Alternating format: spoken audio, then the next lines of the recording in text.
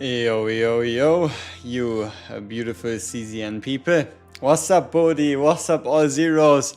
Just DJ Chubby, Fita, Hameth, Dick Dickinson. What's up, what's up?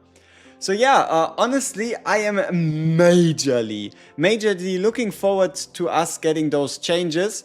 And that is also why we probably won't be doing too long a run stream, because if you look at the difference of what we will be able to achieve after the changes versus what we're able to achieve right now, there just isn't too much of a point of investing hours and hours right now if we have these changes already on the horizon. So we'll basically be doing like, yeah, I don't know. You know what? I think we're actually going to play her outside of the Seasonal Chaos. I think, you know what? We're actually going to be playing her outside of the Seasonal Chaos, and either on the Order Planet or the Bug Planet, so we can get a little bit more of a feel on how Yuki at full power truly feels with the seasonal buffs, right? So that is, I think that is a pretty good plan. So let me know what you prefer, which planet.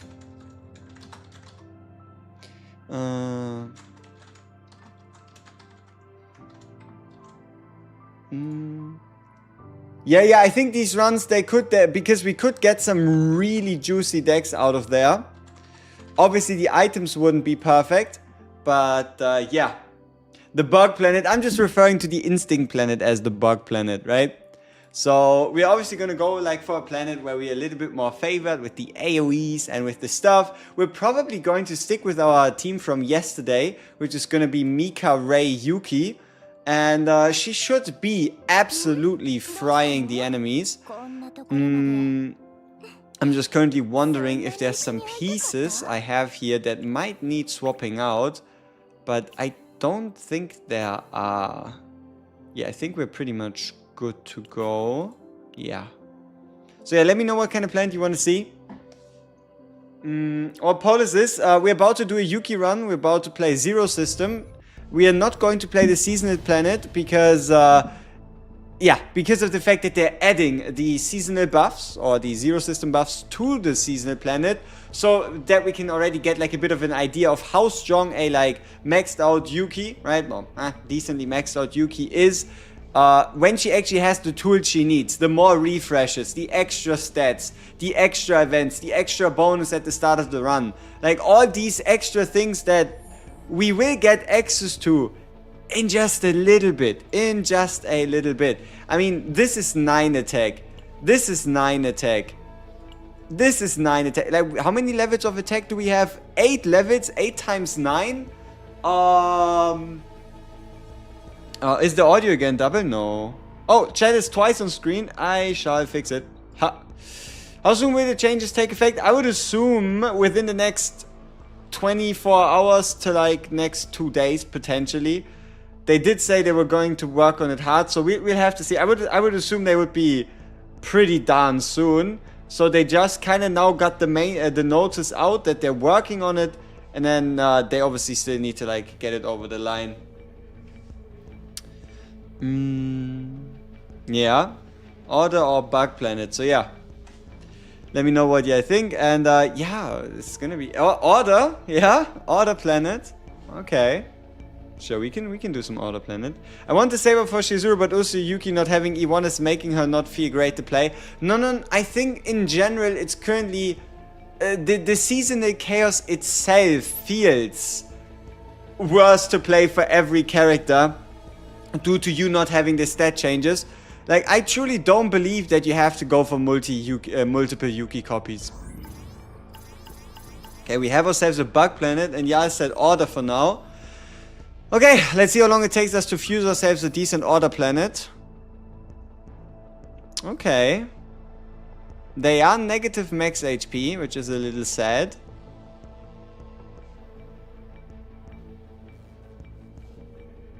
Okay, we pick this one for now and then reroll.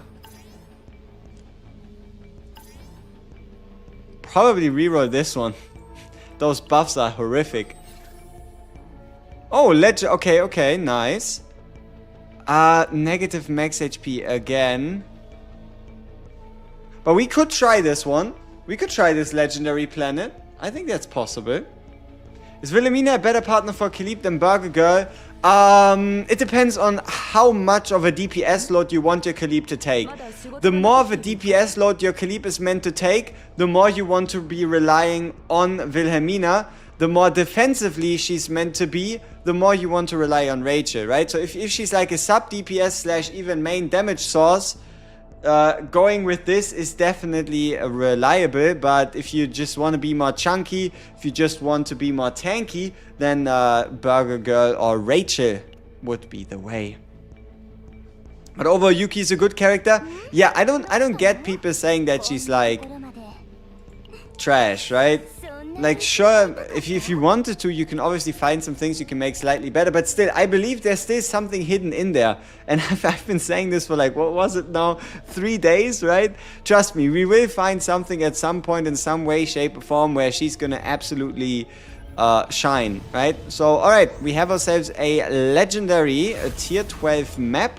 We obviously will be playing on Nightmare mode, and we shall be providing both a Yuki and a, both a Ray and a Mika. Oh, and I think we swap back to Westmacott instead of Scarlet. I'm still not 100% on who I prefer between the two, but I think we swap back.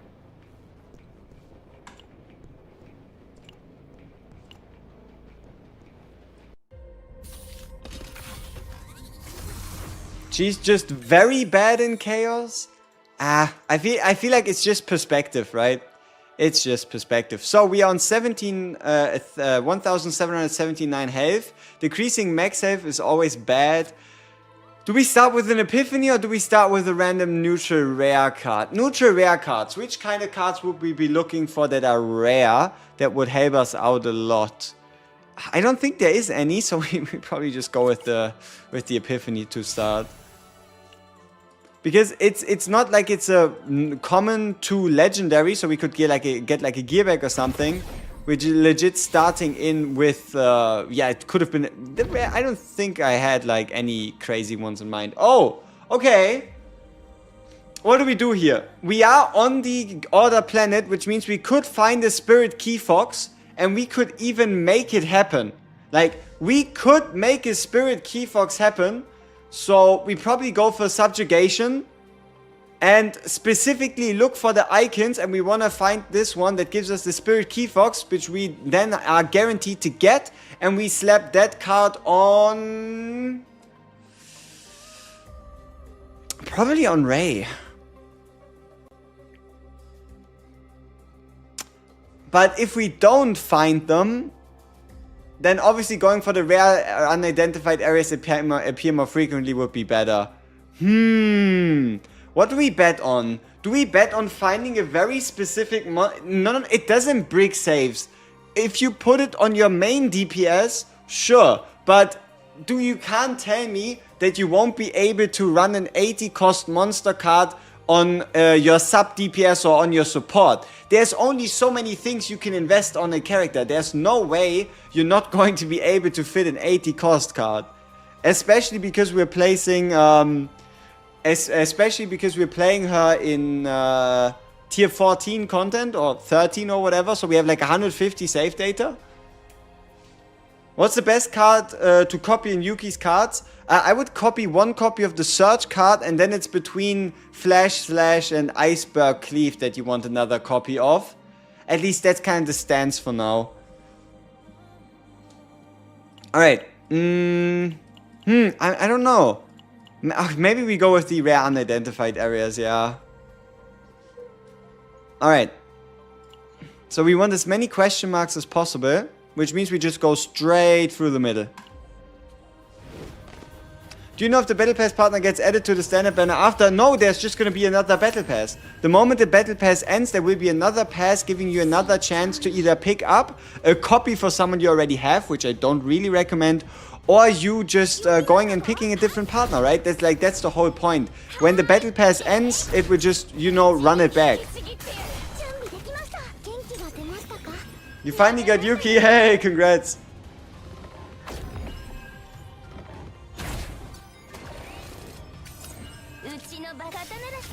I mean, look at our Yuki stats during this chaos. Isn't that satisfying? Huh?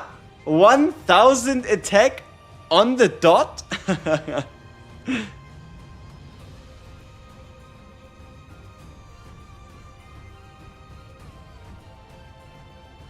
Tough and they only give you one? I mean, you get one each time the battle pass comes back, right?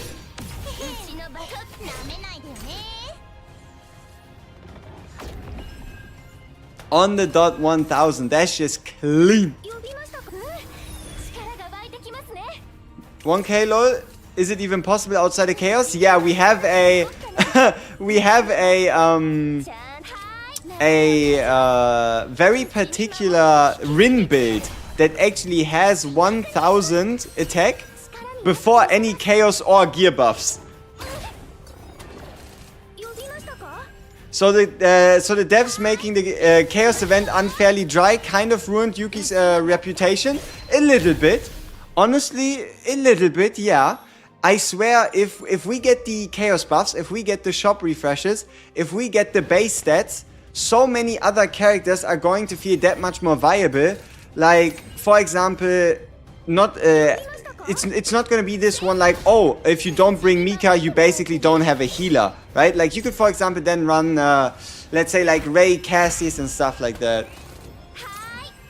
Nah, it feels bad that they did a Void Advantage Chaos event and release Yuki first and not Chizuru.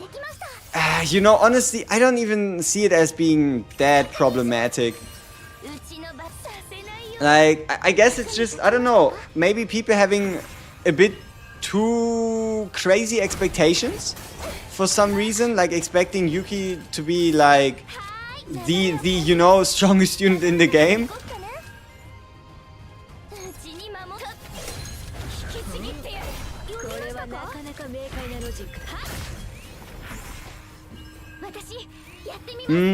But will it be the same partners or new ones? It's same partners. I am probably comfortable enough to put my damn hair on the line in saying that the battle pass the next time it comes around will have the same partners. That's how confident I am in that.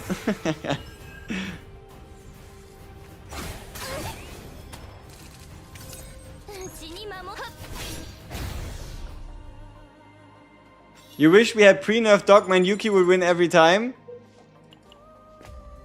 Maybe. What do you mean? I'm that confident. There's no way they're going to release a battle pass that has 6 other new partners. There's no way. No way. Never. Anna, appreciate it. Thank you very much. How many years? I think it's been towards like October 2020 when I had like basically a buzz cut. So I guess 4 to 5 years. First Beltran, now Bolt WG. Nah. Trust me, bro. I won't lose.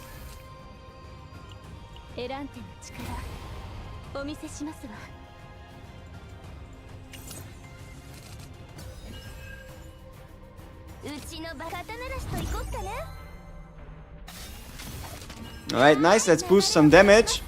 Come on. What? You know what's a little frustrating, right? That, okay, no. We're actually gonna undo this. What we're going to do here instead is we smack this, and then we do the trickery strike so that we can get the upgraded version.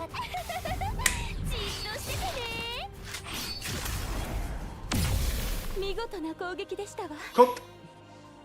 Will you be able to grab a copy of Yuki from seasonal shop? Does it apply to her? Yes, you could. If you wanted to upgrade your Yuki with the seasonal dupe, you can. But you can also save it for the future. Like, for example, one of the most obvious things to save for would be for limited time characters, meaning characters that are only available through their banners. So, because, for example, Yuki, she goes into the standard pool. You can lose a 50-50 to a Yuki, for example, in the future. So, by by saving that for like a character that's truly limited, not only would you get someone that is generally most likely going to be more powerful than the average by a good margin, but you're also going to make have the ability to ensure just having that like high investment. Alright. Nice. Attack. Alright, this should hit decently hard. We have a 672% multiplier from the get-go on a 2 cost. This should hit quite hard. Keep in mind this is turn 1. Let's see what it does. Ah, no crit. But I mean 988 no crit. I could have been higher, right? But that's still pretty sweet. Boom. Rin has been your favorite so far. Understandable. It's nice. Yuki's ultimate is just 1 ego point. That's because she just recovered from a crash, right? If she recovers from a mental breakdown, her ego, her ult is obviously only 1 cost. The missing piece for Yuki was the 0 buffs. For, honestly, probably for so many other characters as well. But I feel like everybody's just been playing Yuki because she's, you know, the new character. Or they've been playing their standard teams that they got used to before the season. I feel like it's not just Yuki that would be struggling in the seasonal chaos at the moment.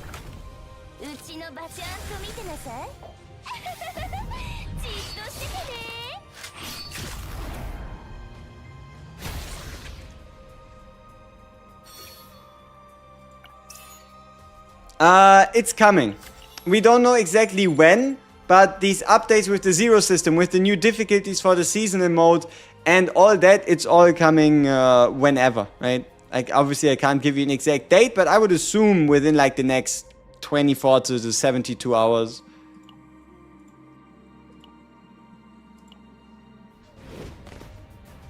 Starting the seasonal chaos with 1.4k HP felt bad, not gonna lie. Exactly, there's so much less like leeway for mistakes. You don't realize how much you're missing the extra attack and the extra defense until you miss it. Quick questions, did you play Luke? Do you know if Luke's bullet buff works on Luke's card too? You mean on Lucas? Oh, absolutely. The bullet buffs work retroactively. Anything that's called a bullet gets buffed by something that's getting buffed by a bullet, if that makes sense.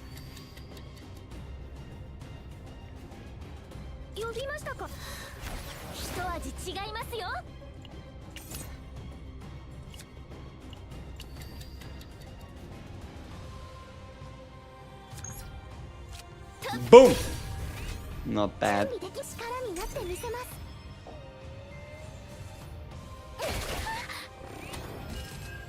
I mean, honestly, the thing is, if you want to see those Yuki damage numbers be higher, you just need to fight more enemies, right? Like, think about it like this. If Yuki does 2000 damage with like 2 hits of her iceberg cleave, and there's 5 enemies, all of a sudden she's done 10,000 damage in a turn, right? Fading Flower, if at max HP the damage increase, we're not really at max HP. So as good as the Fading Flower is, as we learned from yesterday's buff look, we're probably not gonna go for that. Let's get rid of the shield. How are we doing, Proto Jesus? Hey, we're doing quite well. We are pretty much preparing ourselves for zero Yuki, right? For Yuki with zero system buffs. Will Shizuru be a limited time character? Is she going to be added to standard? All 3 characters this season are going to be added to the standard unless something crazy happens.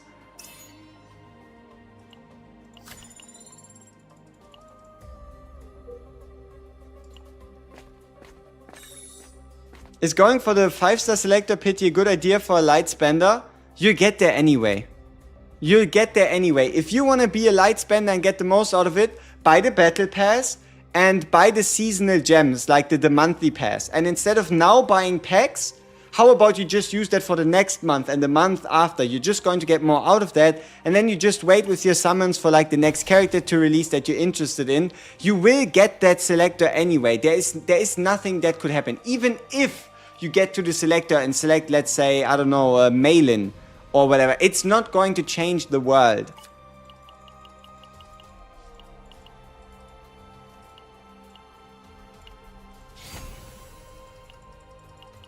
Should you all into one character? For your DPS, yes. Investing all your resources in terms of character's potential, character items, character level, it usually yields better results. Betting on one rather than many usually comes out with a better result.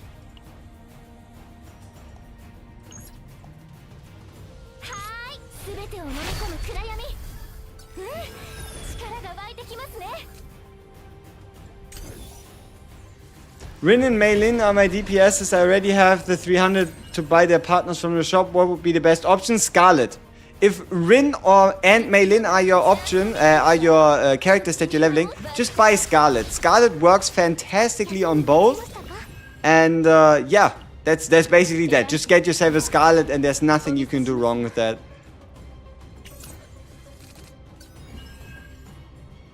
Alright, let's boost the damage.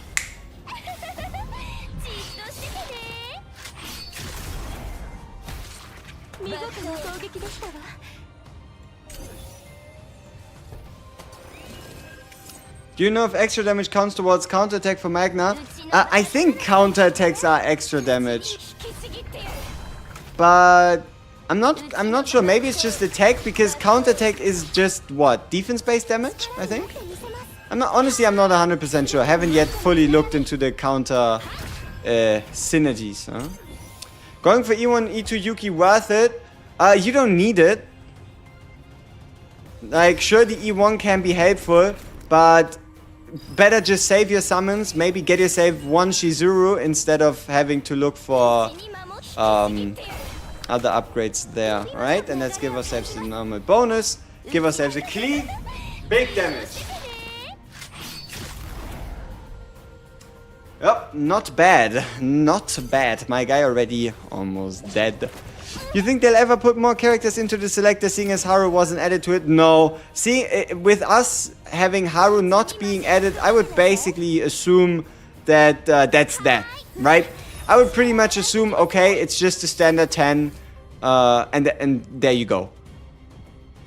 Alright, let's draw ourselves a Yuki card, get the attack in, get some flash slash.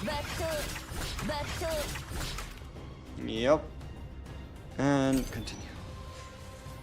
Does Yuki absolutely need to a partner? Hell no. If you have a Lillian, use Lillian. If you have a Scarlet, use Scarlet. If you have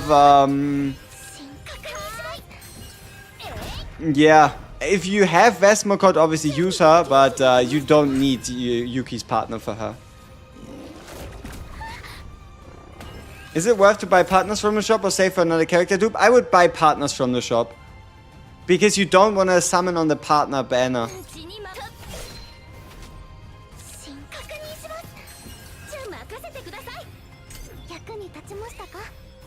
Can Khalid be a DPS? Oh, absolutely. Because the higher you build her defense, the stronger she's gonna hit.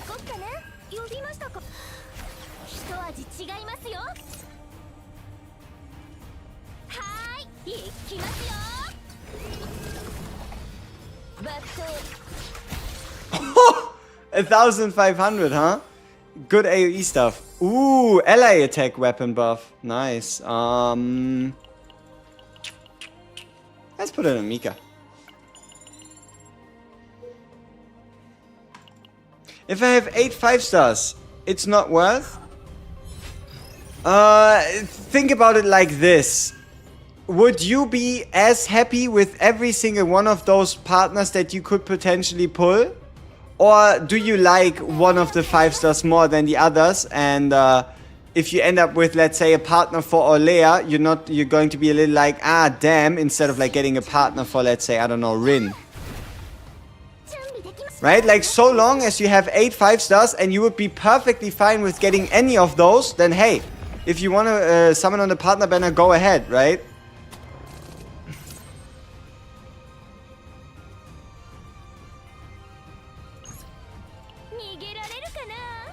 What's considered damage over time? Currently only Agony. Only Agony is considered damage over time at the moment.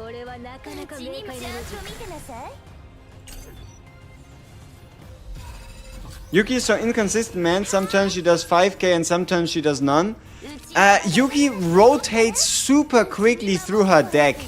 And that's why it might just feel like that sometimes.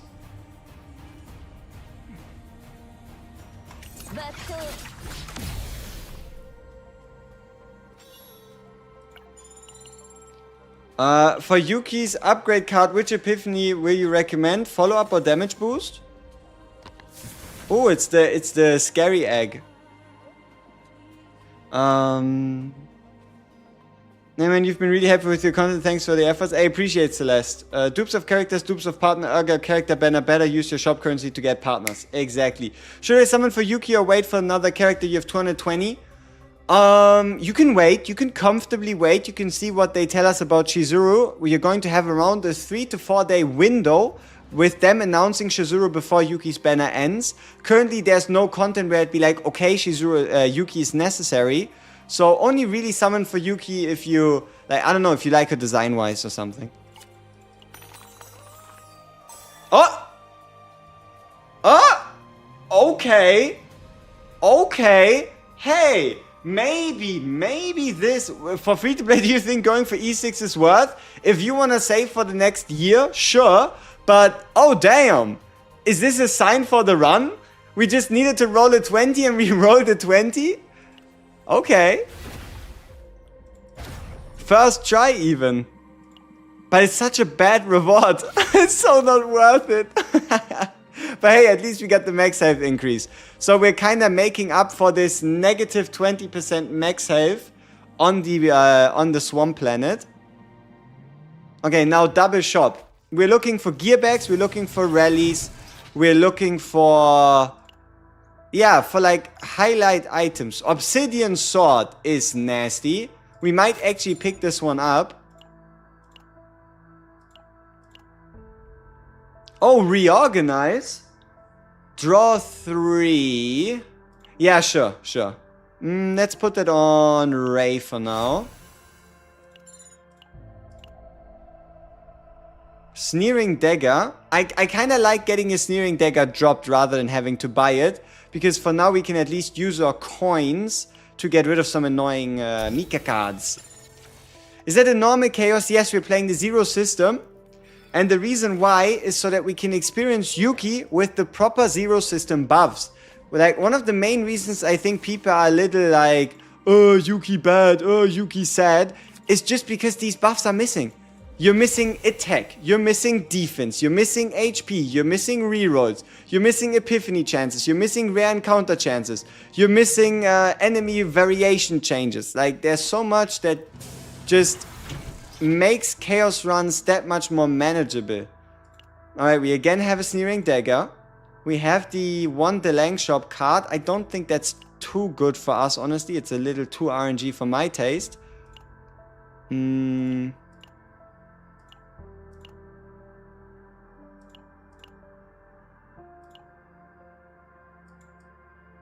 Let's get rid of Darkblade. Yeah.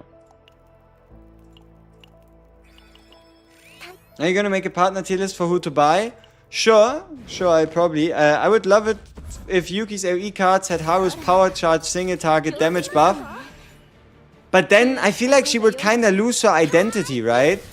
Like, at the moment she's a AoE unit geared... like, she's an AoE unit that occasionally has, like, single target parts. Oh! Did you see that?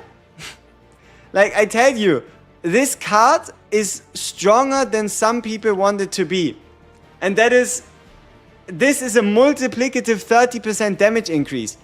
Like, that is a hard-hitting card.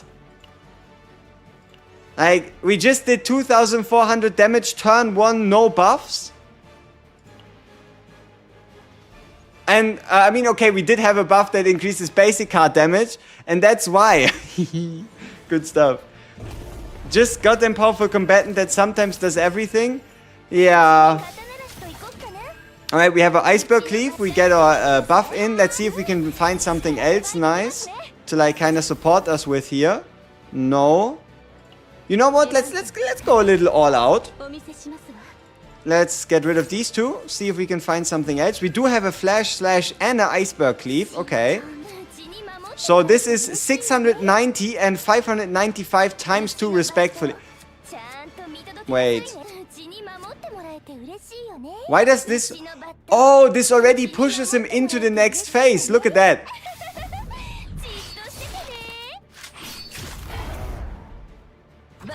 No crit, double 1000, bringing him into the next phase. And then with this one... Where's our crit rate? Like, I swear at this point, we did how many hits right there? 6? And we're not seeing the 52%. But hey, I guess it is what it is. But yeah, this is turn 2. My guy is basically a walking corpse. Good stuff. Should you get Briar for your E2 K-Run? Briar is a massive step up for a K-Run. 100%. Alright, let's exhaust ourselves some cards. Ooh, Predator's Blade. Deluge we can at least play for free.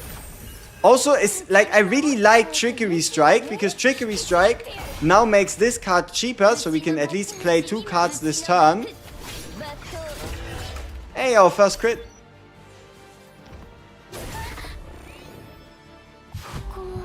Aww, escapism. Let's get rid of this. Alright, so these are non-buffed, right? These are non-buffed. They don't have the inspiration effect, and look at how hard they hit.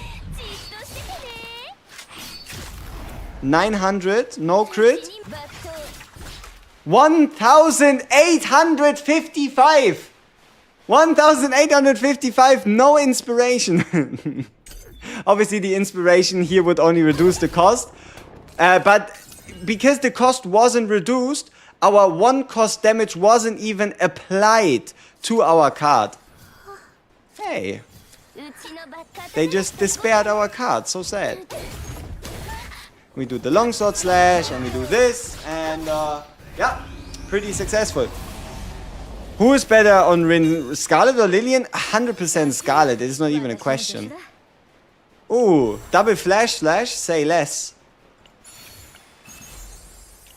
Attack with cost 2 cards. We don't really use those on crit here. I mean, hey, it's better than whatever else we currently have. Ooh, double chance at Order Goblet. Okay, I take that. We like that.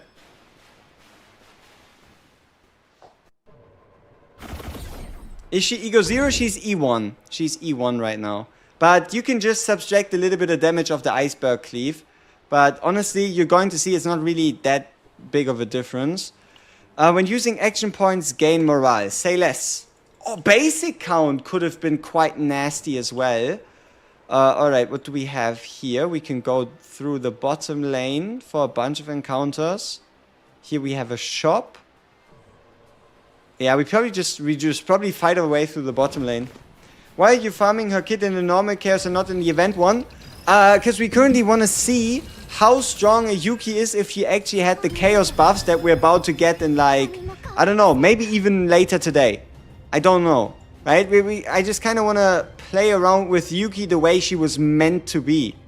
Like, for example, yeah, let's see. So we just use the partner, we put flash slash back, we get it back. It's now 1 cost. And it's a solid almost 1,000 damage, no crit. Good stuff. Good stuff. If you have every character at E0, what character do you think has the highest value for the universal dupe? Probably a future character. That might just be the highest value. So here we go to Trickery Strike and then boom, turn 2, bye bye.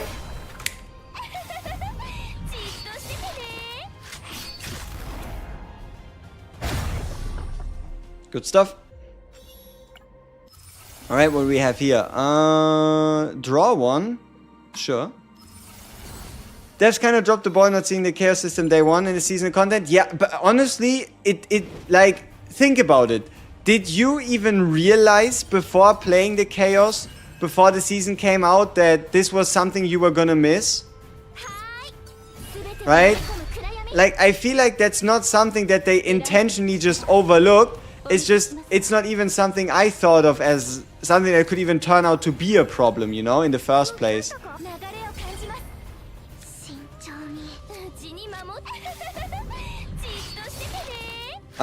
Is Yuki's partner worth it to buy in the shop? No, you can just stay with Lillian for now, honestly.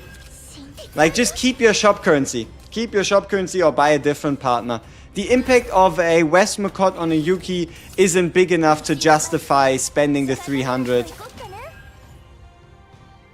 You know what I like to do? I always like to do longsword slash first, then the trickery strike, to guarantee that the damn flash slash actually is the one getting the upgrade.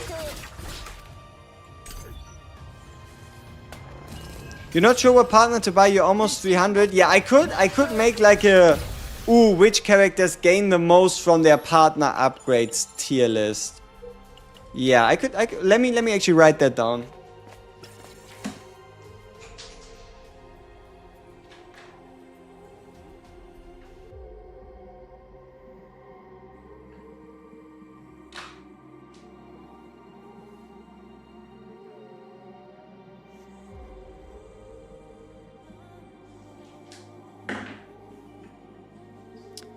Alright, infection, no, we'll be fine. Oh. Let's go with... We go with prepare to subdue. And we hope for... No, we go with trickery strike. And let's see, which one do we get? None of them are truly crazy. I would probably just go with the 1 cost to going down to 0 cost. Which is okay. What I was looking for was the draw an inspiration card epiphany, or maybe the retain epiphany. I'm gonna fully invest only in the true limited banner. Other than that, I'm chilling. Understandable.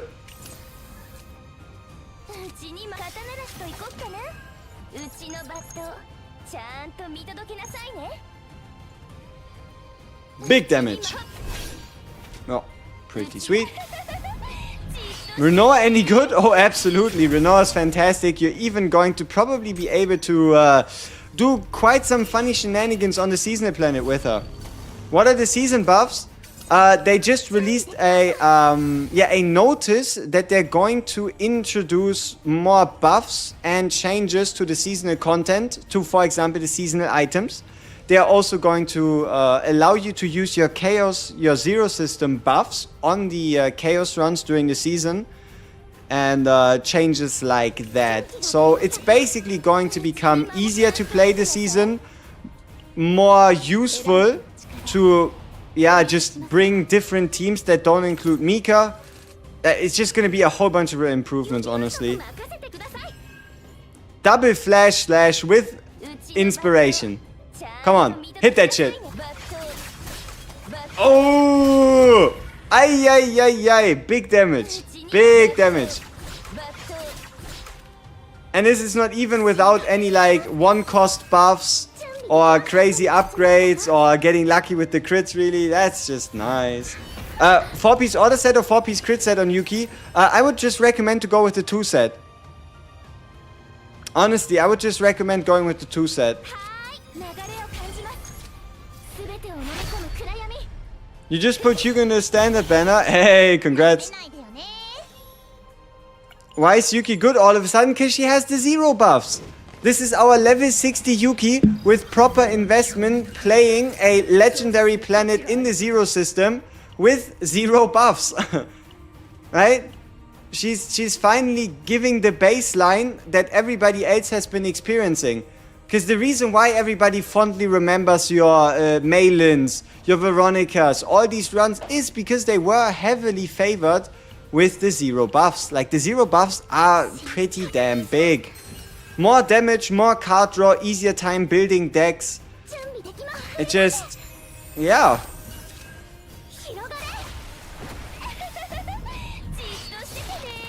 Will it with the buffs also be easier to get epiphanies? Yes, they also addressed that. They also said, oh yeah, we realized it's a little too hard to get epiphanies right now. We're fixing that as well.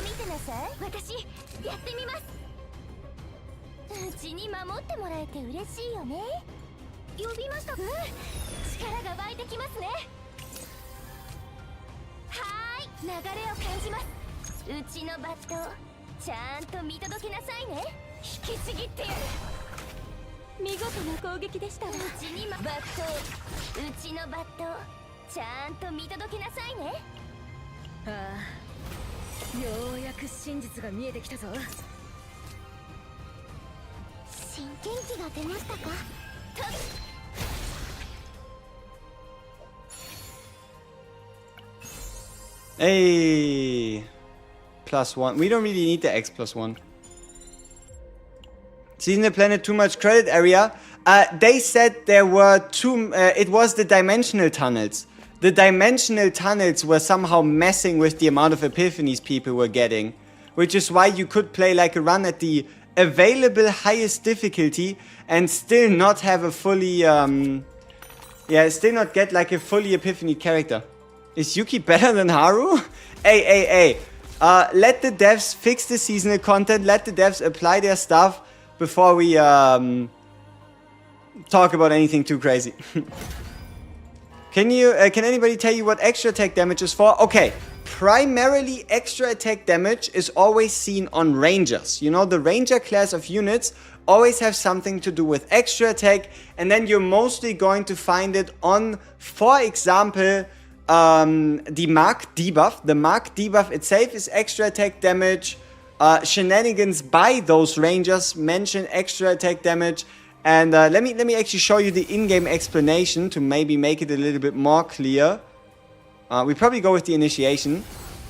Here, take a look at this. If you click on a stat and you click on the question mark, this is increased damage when dealing extra damage, meaning it just buffs the damage of everything that's considered an extra attack. Or, for example, Renoa's bullets as well, I guess. Yeah. Is a Celestial trigger a extra attack? No. Like, it is specifically going to say extra damage on the effect itself.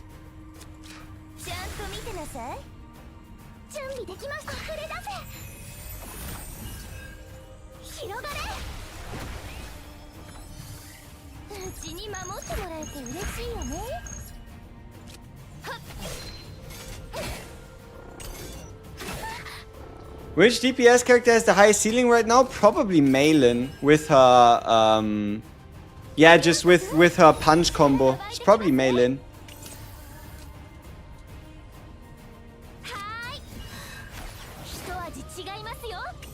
Give us a heavy flash slash. Look at this. It's like, oh, it's 4 enemies. Oh, it's turn 2. Oh, it's not buffed with anything too crazy. Ah, bye-bye. And that was even without the follow-up cut. Yeah, Kayron can also do some crazy shenanigans as long as he gets rid of his exhausts. Is there any specific sets or pieces that have a higher chance of having the main set being crit chance? It's only one piece. There's only one piece that can have crit chance as the main set, and that's the amulet. Alright, Godly Epiphany. You know what?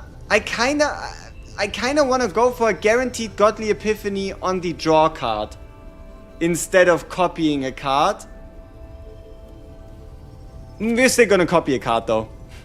It's too good to pass up. We'll get the Godly Epiphany chance somewhere else.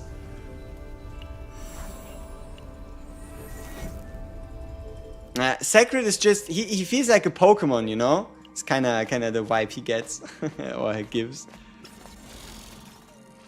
When does the update implement? I don't know. We can check right now if Stove already has some more news. I've been refreshing on the site a little to see if we get like an announcement. But how do you think with Rin's Destruction 2 cost? You mean the what do I think about Rin's basic attack with the 2 cost? You can get rid of it the moment you get like more sources of entering your stance, but it still provides you that consistent way to end your turn so that you can start with like a stance card. I almost had the perfect run with Yuki's subdue card with 1 AP and vulnerable on all enemies 3 times. God damn. That's nuts. What kind of damage is the Celestial trigger? It's just standard damage. It just depends on what kind of damage the card is based on. If the Celestial card is based on defense-based damage, then it's obviously defense-based damage. If it's attack, then it's obviously attack-based damage. So if you go by the 2 examples that have Celestia right now, Khalib and Amir, so it's defense-based damage. Select and remove 1 card, or do we go with the... Yeah, we probably go with the attack bonus. Just more extra stats. We will get enough opportunities to like remove cards with shops and stuff. Maybe I should I always focus on the unknown node when running zero system? Yes. It just provides the best bonuses. My advice is try to avoid any campfires that don't have a shop, and try to avoid the try to avoid any campfires that don't have the shop, and try to avoid running into too many battle areas if you could be doing normal ones instead. Alright, let's get rid of this. Let's draw ourselves a new card. Flash, slash, big damage. Make an impact. Come on, make it hit. Good shit.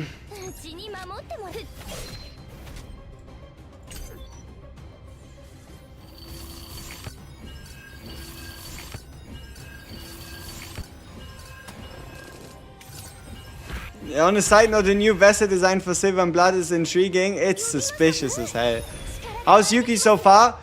We haven't yet encountered a single stage where we are even close to struggling. No.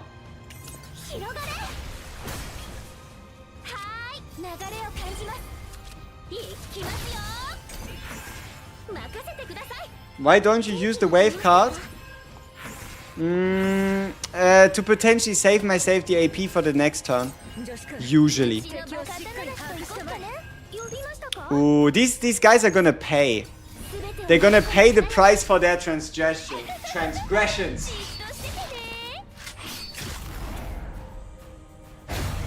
Bye bye. Casual 6,000 damage. No crits. Alright, yeah. What are we doing here? Let's continue. The Darkness Art Destruction Epiphany 2 cost at the start of the turn if in Darkness stance, draw 1. I think it's okay, but I think I like the upgrade card for the... I think I like the upgrade card for the 50% damage multiplier more. Now that they should have probably fixed it.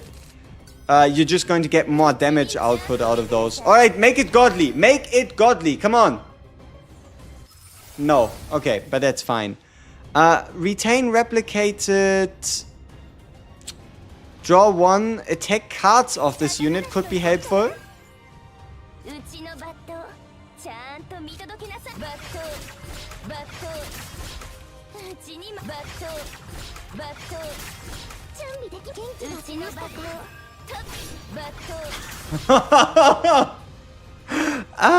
See, I tell you, the moment we get those zero buffs, things are just going to be looking a bit more up.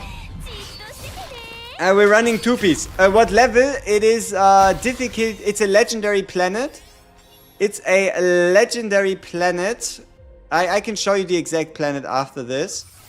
Resolve morale. Probably morale. Morale is always good. Just wanted to thank you for all the guides. You've helped me a lot with all the tips. I appreciate it. Here.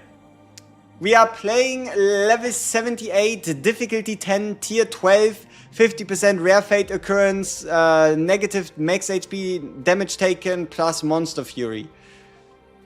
What about the seasonal chaos? Seasonal chaos, we dominate seasonal chaos, or not dominate, but stand a way better chance the moment we can actually, the moment we can actually use our zero buffs there, right? The moment we can use, ooh! Hey, we can get a guaranteed Divine Epiphany on one of our search cards. No, oh, it was a random one. I mean, it's fine as well. 0 cost? Say less.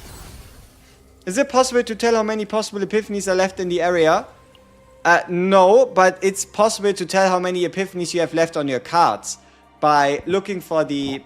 So, the way you do this is you ignore everything with white text, like the basic attacks cannot get epiphanies, and you ignore the purple cards, cannot get epiphanies, and then you just count. Okay, no symbol meaning epiphany, no symbol meaning epiphany possible, no symbol meaning epiphany possible.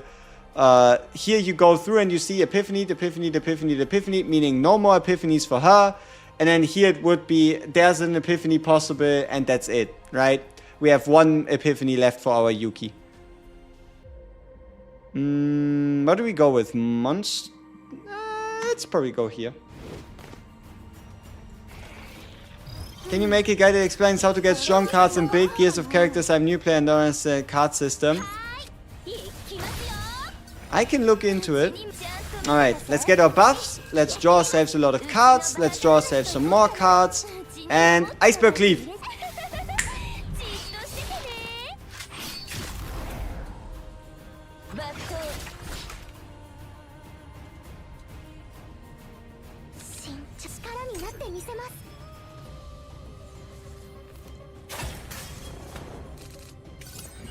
Alright. 1 more card. Buff. 1 cost buff. Kill.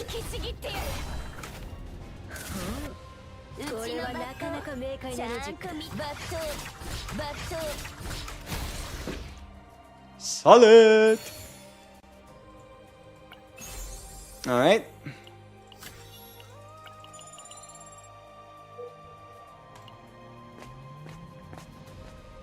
Can we swap Mika with Selena or a sub DPS here? Sure. Like, I think the moment you go into the chaos mode, you don't really need... Like, if you go into 0 runs, you don't need Mika as much. But I would always keep Ray and Yuki together. You could replace Mika with like a Nia, with a Cassius, with a Veronica, whatever you kind of feel like, right? Veronica, Yuki in a team, it's just very solid, right? Oh, we can transform a card into a random neutral card. I mean, let's gamble. Let's see what we get. That was a failed gamble. I don't see myself ever playing this card, but hey.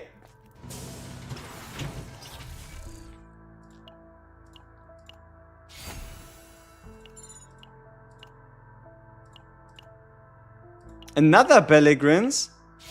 Sure. Give me all the cards in the world. Why not? A rally?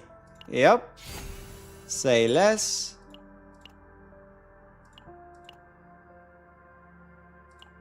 Let's remove...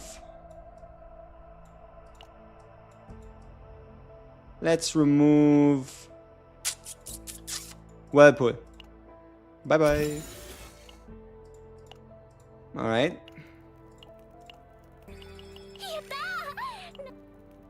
Why are we using Ray for Yuki? Because Yuki has mainly 1 cost cards. Like, most of the time you can pretty much get something along the lines of 1 cost cards. And then this buff here is just quite huge. We can also here now boost cards even for less than 1 cost. Let's see if we can pull ourselves a Yuki card here. Ooh, okay, so we get ourselves the morale boost. Trigger the Epiphany, maybe the vulnerability one. No, okay, let's just go with the morale one, not that important. Draw ourselves more cards, draw ourselves even more cards. And, yeah, I mean... 2,400 damage, you know? I've seen worse. Have you tried Nia Cass Yuki? Yeah, I tried Nia Cass Yuki. I just didn't see too much of a return with it, and the main reason for that is probably due to me playing it in the seasonal chaos, right? Oh! Yeah, give me the damage buff. Make it happen, alright? And then we probably exhaust the fucking atomic disc decomposition shit. We don't need that one anyway.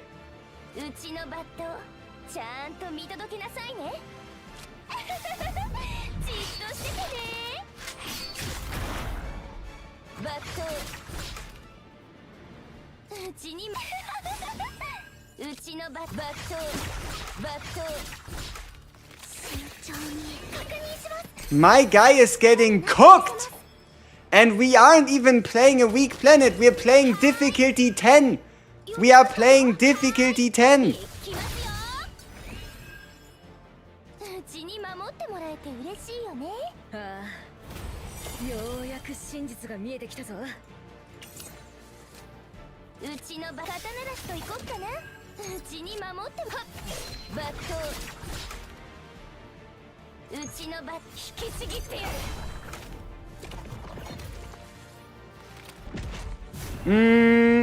I don't know. I mainly ran Mika because I thought it was gonna be safe. But now looking at the return here, I don't think we need Mika at all.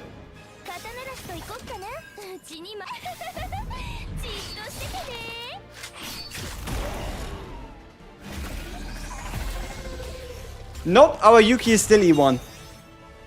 Hey, can Ray, Veronica, Yuki sustain themselves in chaos? In a zero system, 100% I would say so. Outside of the zero system, I'm not so sure. Alright, yeah, sure, give me the negative damage. Fuck. Whatever.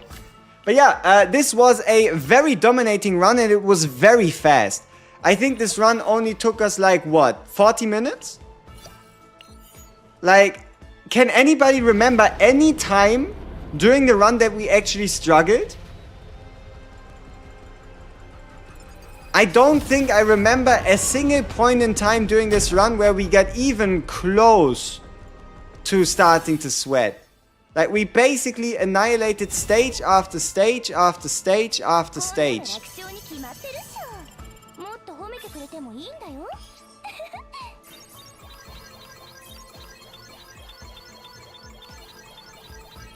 What's the save data on this deck? 110. Look at this. We have double belligerence, double flash slash, double prepare to subdue, double iceberg cleave, and we removed the basic card. So many cards. 12 card deck for Yuki. Fun stuff.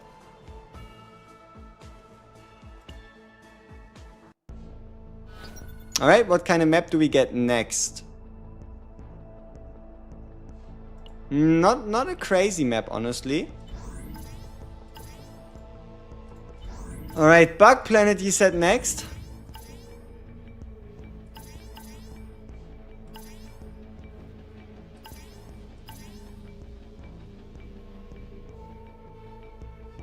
That could go very wrong. That could go very wrong, but sure. Why not? Why not? Currently debating if I want to swap out Mika. Probably not. So, let's get ourselves a food buff first, right? Ta-da.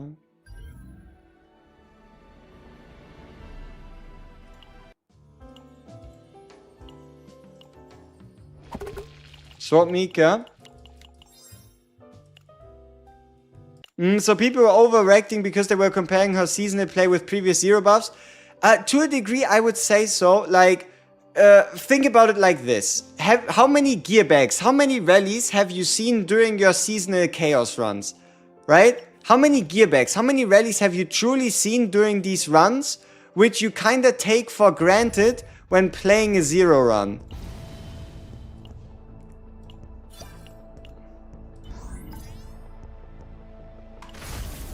Exactly, not a single one.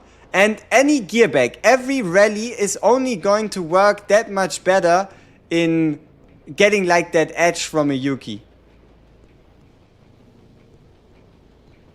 One gear bag. Hey, that's one gear bag spotted, huh? Okay, let's check out the new pieces that we just got. Storage. Alright, what's this? Order? Justice. Order. Attack. Attack percent main stat. Defense. Attack percent main stat. Ooh, maybe crit chance. Ooh. Maybe crit chance roll? No. Maybe crit chance roll? Okay. We're not gonna upgrade that piece anymore, unfortunately.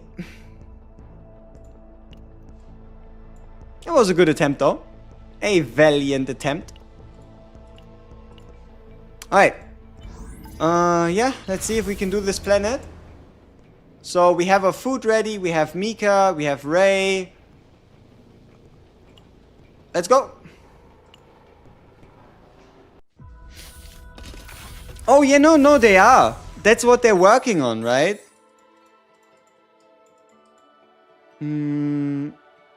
Ooh.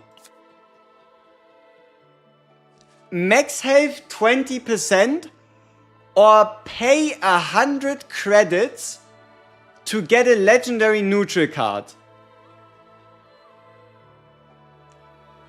See, there's something very interesting. The further you get in exploration on all planets, the less likely it is for this to be a gearback. It is still pretty damn good, and we're going to take it. But, okay. Now what? Do we go for the more draw, guaranteed cost? Or do we just go for the nice and easy, right? I mean, my Ray is pretty simple. She just has a bunch of defense and a bunch of health. That is my Ray and my Mika. They just have a bunch of defense and a bunch of health. Gearback free, yep. Gearback free, indeed. Right, like, think about how much better a Yuki would feel if you start a Chaos run with a gearback already. Right? Like, I don't know. Okay, current health decreases by 30, but upon moving areas, gain credits. Sure. We take some HP hit right now, but every time we move areas, we get credits. That's a lot of credits. Okay, do we go through the shop, maybe? No, we probably just go down, and then, no, can we go back up? Yeah, we go back up, so we can avoid the campfire. Here's one question mark area. This would be 2. This is a campfire. We don't want that. So we probably just continue at the bottom. What's my best team for Yuki, like for endgame? The team I found the easiest is the team we're currently using right here. Okay, what do we do here? Okay.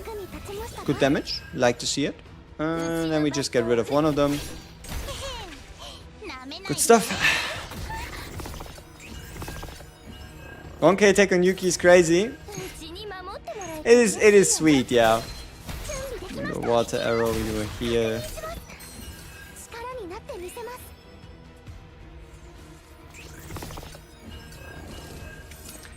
Yeah, basically. Like, we run Ray for the damage buff, we run Mika for the AP and the survivability, and then we just get draw cards from the outside. But don't forget, snack time is a draw card. How much crit chance? 52.8%.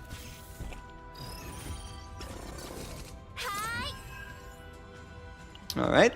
Oh, and also we have Nyx to just make things that much more smooth.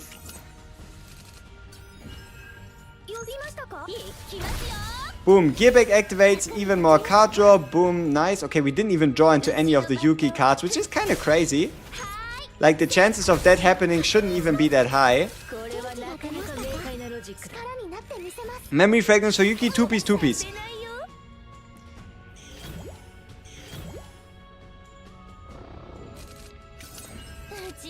Like, I feel like 2-piece, 2-piece is the safest for Chaos.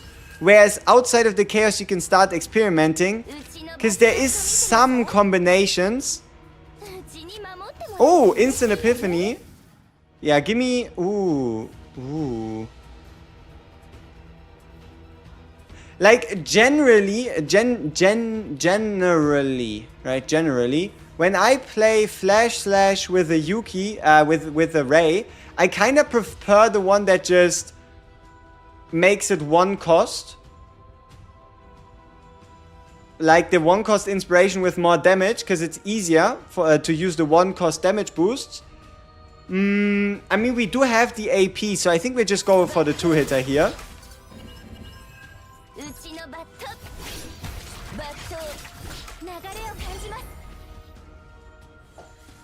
You should use the 3 times damage bar create 2 status element card on Yuki. It's really OP.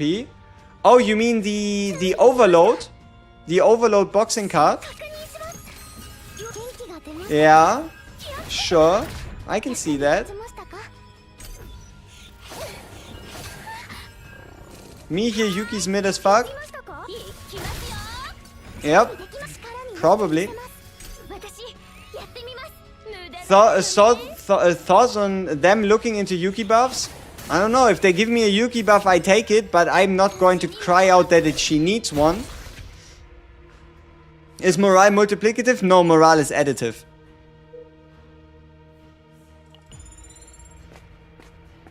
That's why it's more effective on multi-hit cards than it is on normal cards, but it doesn't mean it's bad. Oh, that's sure. Let's do Master of the Gaze. I don't think we need the max HP. We are quite chunky right now. Yeah, we can roll a 6. We can roll a 6. We can roll a 6. We can roll a 6. We can roll a 6. We can surely roll a 6.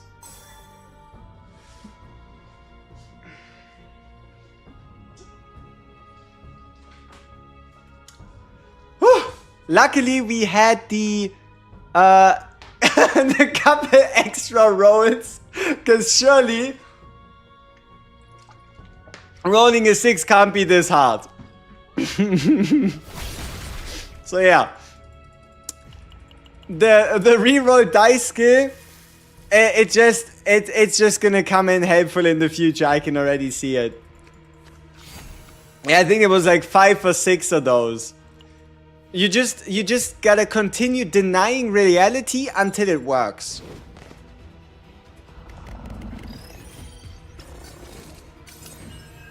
All right.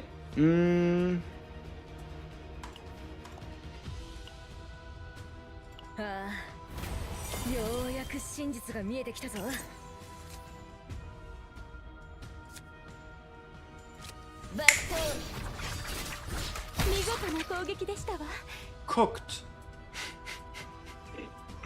Fucking annihilated.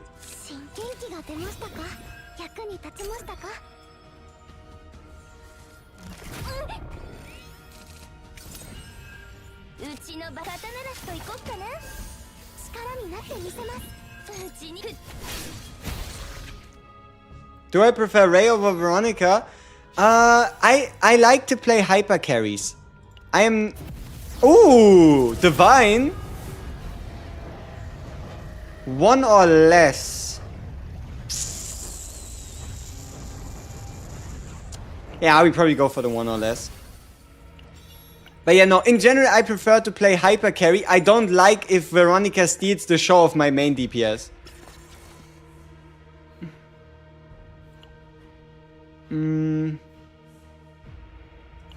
Yeah. I mean, I think we can live with some debuffs. What's the point of the Repent card? It's to the enemies. It's to the enemies. The enemies get negative morale and negative resolve. Yeah, if we find the boxing card at a shop, we'll try it out, okay? we'll try it out. Why not? Just my only issue with the boxing card is if a fight takes a little too long, yeah, you kind of start running into overload problems. All right, we have the buff. Why is it a Divine Whirlpool? I mean, I guess it's too vulnerable to the enemies, so it's not completely horrible. But still, ew. Ew. I would wait a little. Let them add the seasonal buffs to the chaos. And then see how it goes. Come on. Yuki? Oh! Look at the... Bye-bye! It's just satisfying.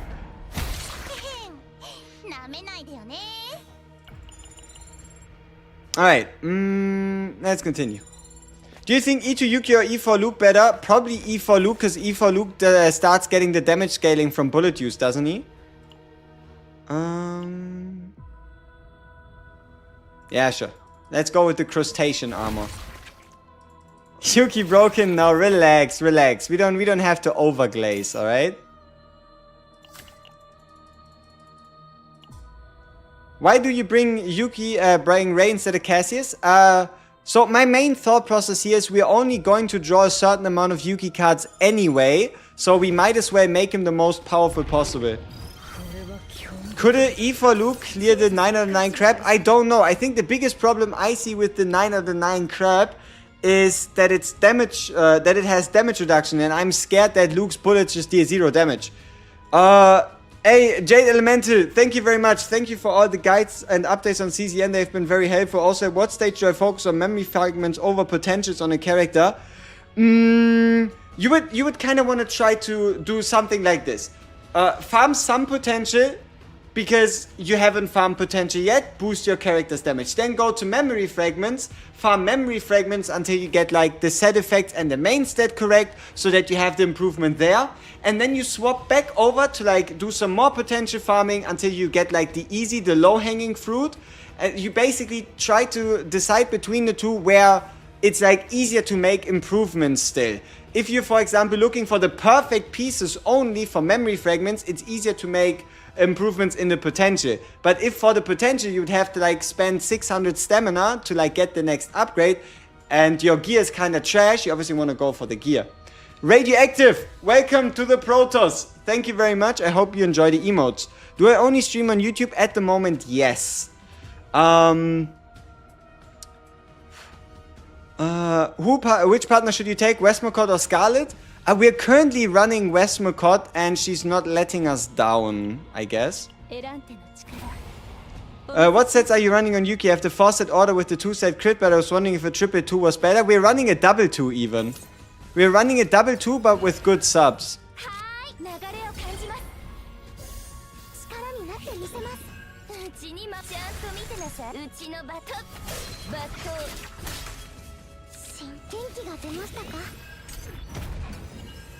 I haven't yet cleared the 9 out of 9 crab, and I don't think my Yuki can do it at the moment. Cause holy shit, that crab gets way too tanky. Has no business being this tanky, honestly.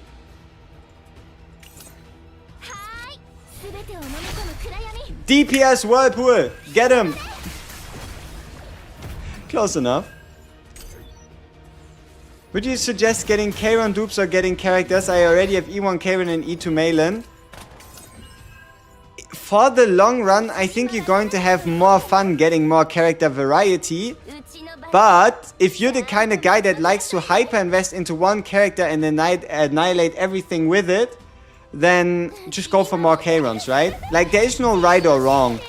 In general, you're probably gonna get more out of your investment. Bye-bye. If you go for other characters, but that doesn't mean that Kayrons wouldn't be worth it. I don't give a crap about the boss. You're kinda right, kinda right. Who do you think is the most overpowered character if you had max dupes? Kayron goes kinda nuts on max dupes. I can really see Yuki being incredibly disgusting with the E4 and the E6. Luke is incredibly disgusting with E4, E6. Malins aren't that relevant. I don't think Hugo has like crazy ones. Haru with E6 is nasty if you can just perma anchor spam. Let's see. Honestly, any 5-star with E6 has some really crazy redeeming quality at some point.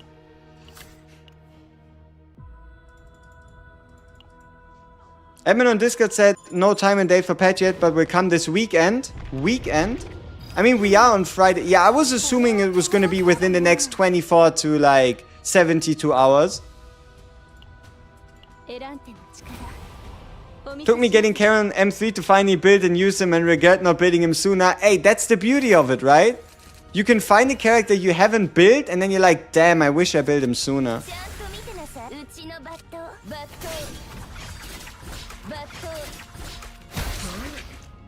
6,246 damage, no turn no element advantage, just gone, right? The moment you have a couple more enemies on the field, these damage numbers get a little silly.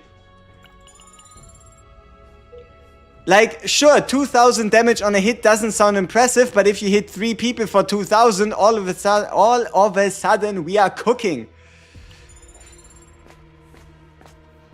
Weren't they increasing rewards for promotion stages that cancelled? I don't think so. I don't think I heard anything about like a change to promotion stage stuff. Come on, give me a 7. Shit. 7? Shit. We ran out of Sansa time. But hey, at least we got 10 credits, you know?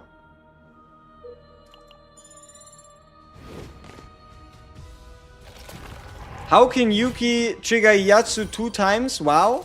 No, it was the double hit. It was the double hit for Flash Slash and only one Yatsu at the end. Yatsu didn't trigger multiple times.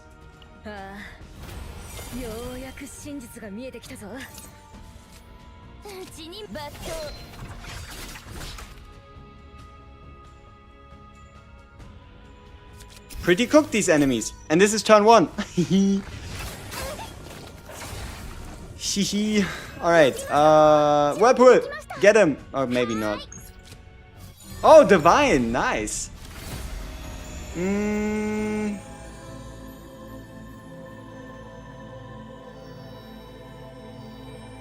Maybe the unique upgrade sounds somewhat useful. Also, the chances of getting Divine Epiphanies is going to go up the moment we see the seasonal chaos.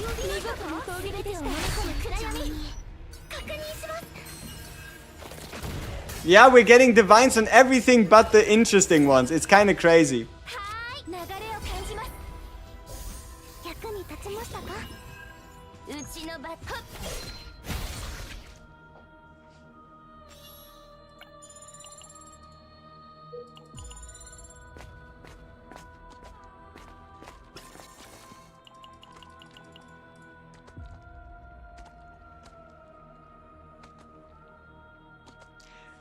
Honestly, the crab boss is an awful boss.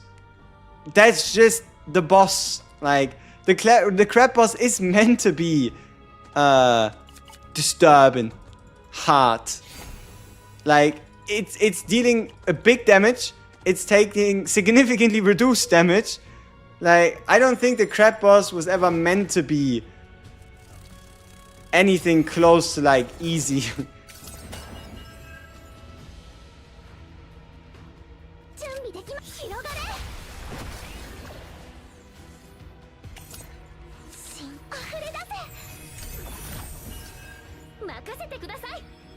You grabbed the crab boss with Veronica though, on difficulty 4, 9 out of 9. Congrats.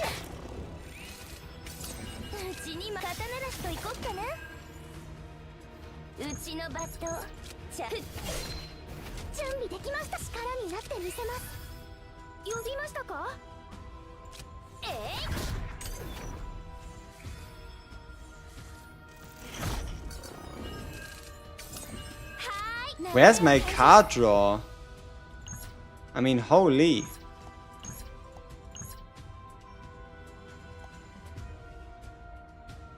No card draw whatsoever. That's crazy.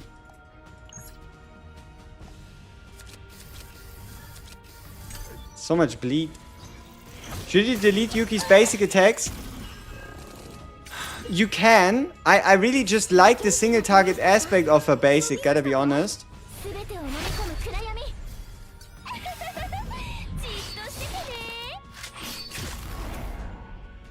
What's the best upgrade for an upgrade card? The 0...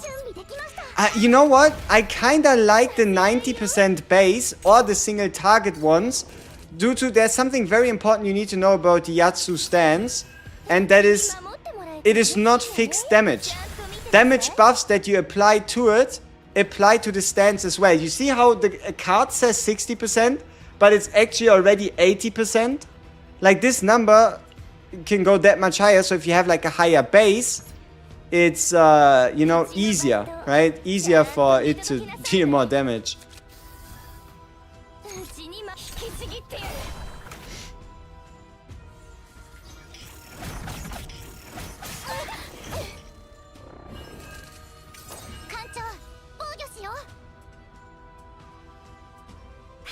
Alright, give me a buff to flash slash.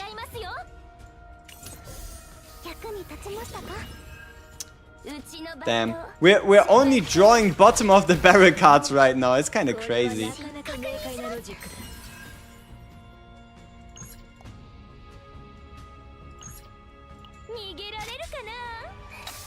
Playing level 7 with trauma is much better and safer than playing level 8 in laboratory 0. That's going to change, right? The moment we get the 0 buffs for chaos, it's going to become significantly more manageable. Boom. I didn't understand what you mean for the upgrade card having a higher base. Isn't it fixed? No, it's not fixed. The damage of the Yatsu stance is not fixed, right? Like that damage percentage. I mean, I don't think I can show you the epiphanies, but you can kind of treat this like an attack card that is permanently active per inspiration. So, for example, if you get Morale. If you get Morale, Morale buffs the damage of the Freezing Blade final damage. Hey, Deku Deku, welcome to the Protoss. Thank you very much, appreciate it. Buffs? I mean, there's a lot of buffs. They're going to buff seasonal equipment. They're going to buff potentially some cards. We'll have to see exactly what, but things introduced with the season are getting buffed. We are going to get the zero system for the chaos, right? What else?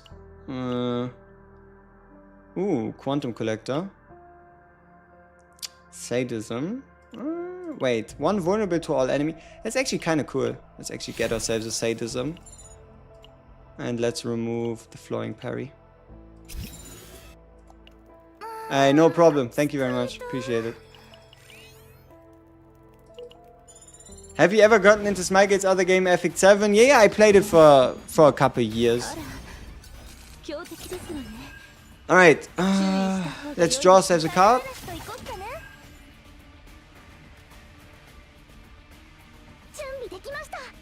You know, I'm actually going to draw us the single target damage card because I don't want to draw the AoE card. We kinda need that for when he summons the summons.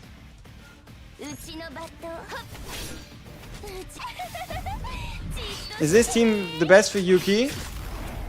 You can absolutely run Veronica, it's just, it's not my playstyle. I don't like other characters stealing the show of my main DPS, you know? Like, it's mainly it's then gonna be like, especially if you show the team to anybody, they're gonna be like, yeah, I mean, it's clear, right? It was just Veronica carrying, right?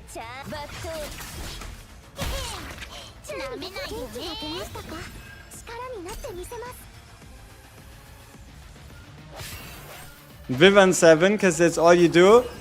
Close enough. You're always farming for that speed gear, aren't you? Alright, do we have another AoE card in here for Yuki? No. So I guess there's nothing much we can do here.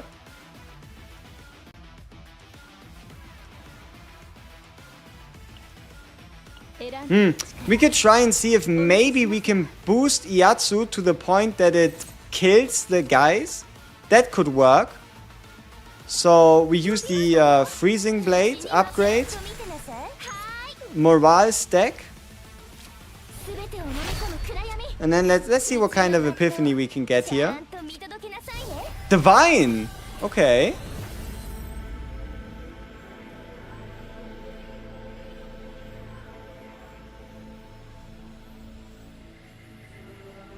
This one vulnerable application is actually kind of nice, even though it's just the base card. Wait, the middle one is like the leftmost one, but it has 2 vulnerable instead of 1. I guess we go with this one then.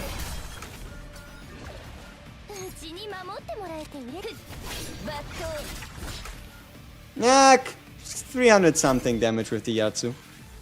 I didn't appreciate it. Thank you. Yuki got a shadow buff. Every character, every deck, every character, everything is going to get a buff for the seasonal content.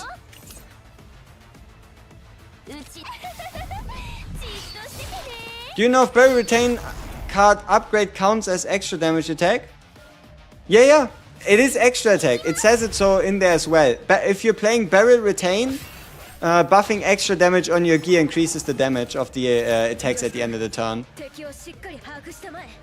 Alright, let's draw ourselves a Yuki card. Let's see if we can get an AoE card.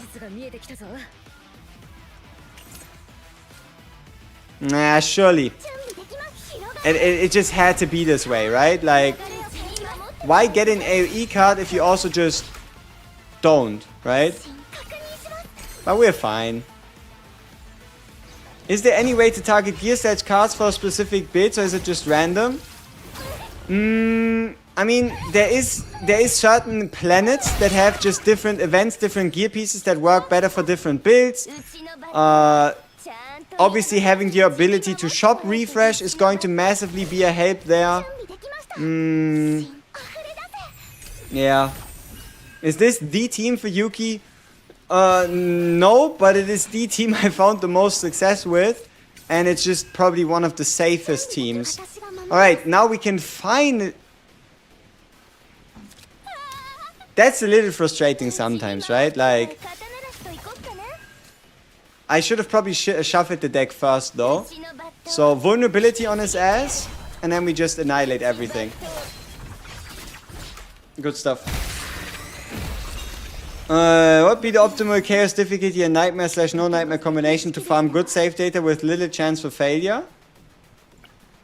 I mean, if you want to farm truly good save data, then you want to play on nightmare mode, right? You want to play on nightmare mode, you want to play on the highest difficulty, but in like a way that your team just has a high chance of making it happen. I don't know.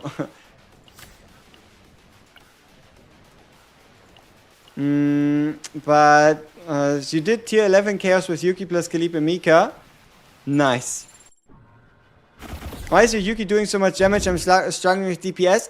I said it before and I say it again. Yuki is the kind of unit where you just want her level 60. I don't know. She just... That's kind of the way she felt before. Obviously, it's going to feel less like that with the zero system buffs getting introduced, but with her being an AoE unit, for you to do damage in like boss content, you just need that little bit of extra help. That's just kind of the way it goes.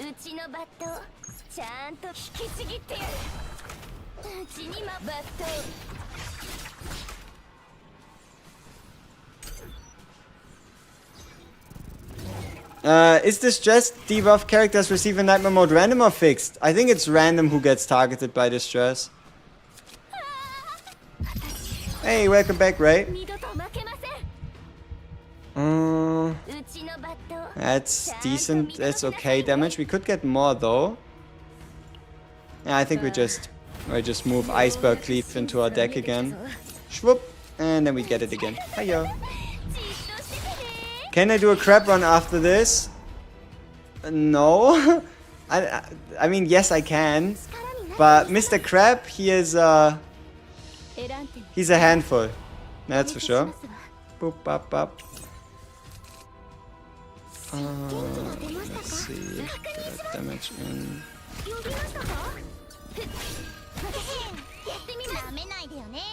Is there a difference between the planets in Chaos? Yes, different gear. Like, sure, the shop items stay the same, but you get different event encounters, you get different gear.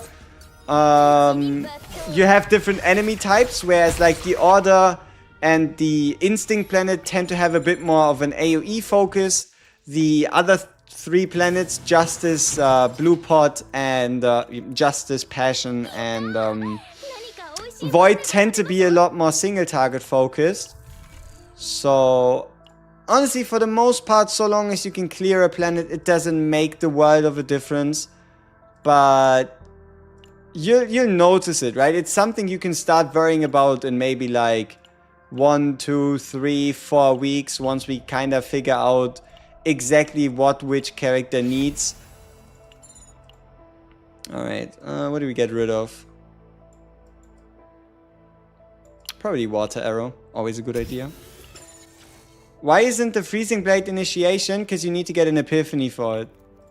That's just the way it is, right? Yuki completely annihilated the Order Planet run we just did. It took her 40 minutes to play a legendary difficulty 10 planet. And, yeah. Hey, 21! Good stuff. In one of the planets, for example, I always get an epiphany event with a curse card. Oh, that's for all. That's for all planets. Why did it have to be this card, man? We're only getting godly epiphanies on weird cards. Would I recommend putting for Yuki to a newbie?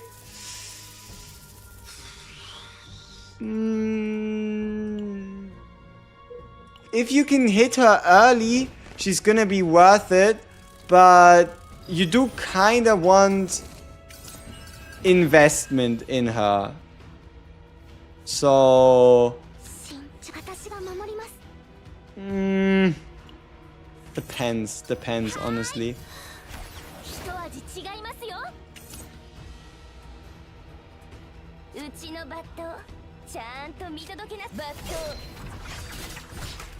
Hey.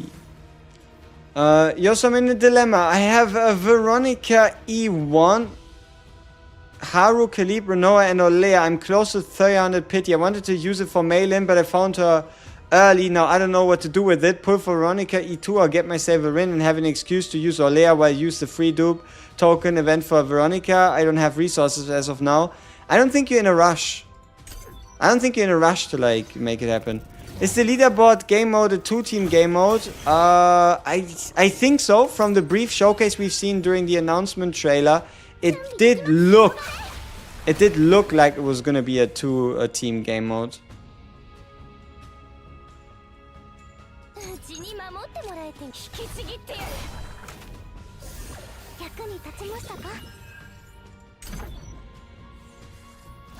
Reset, yippee! Happy reset, people.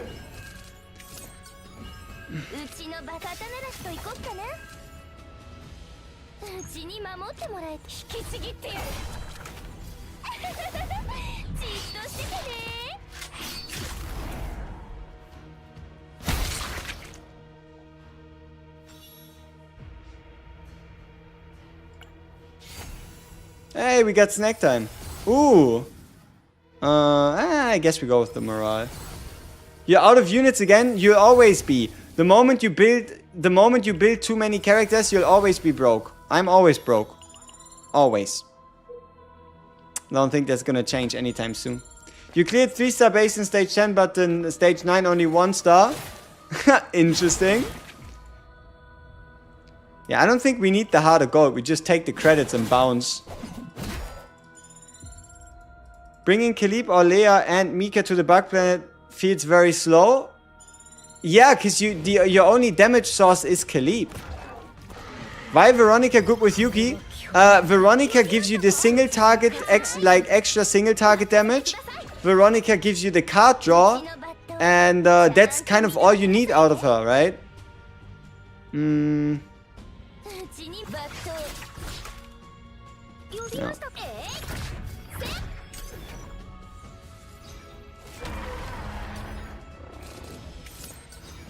Alright, let's get a damage boost. Let's get a card draw. Alright, snack time. You know what? We're actually gonna undo this. Yeah, we're gonna undo this so that we can play Wave for the AP. So that we can play Trickery Strike into Rapid Slash. for a solid 1500 damage. Is Yuki's upgrade card copyable? No. It is a unique card. It's not copyable. Which 222? I'm just, if you want to go 222, you go attack percent, crit damage, and, come on, brain.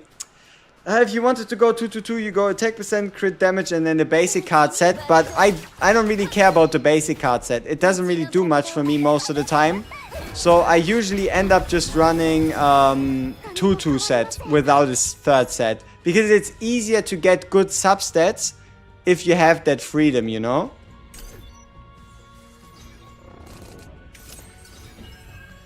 What do you think? So what I think Yuki was for the order plan and the seasonal chaos will be built for one of the units coming.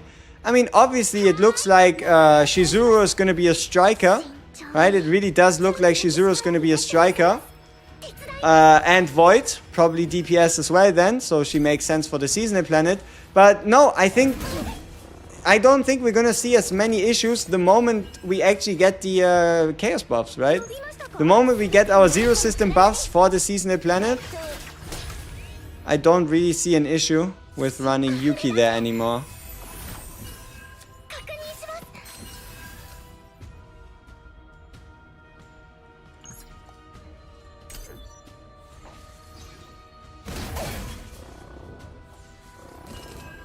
Chizuru will be a ranger. I doubt it. As dumb as it sounds, I would bet on us getting triple striker.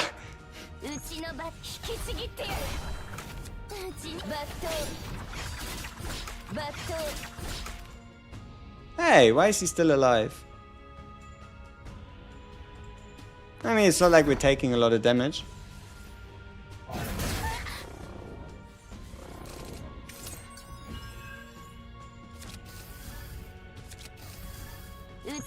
Bye-bye. I have 300 Moment of the Radiant Heroes. What should you buy, or is it better to save them? If you want to buy the dedicated partner for your character, for your favorite character. Otherwise, you can just save them.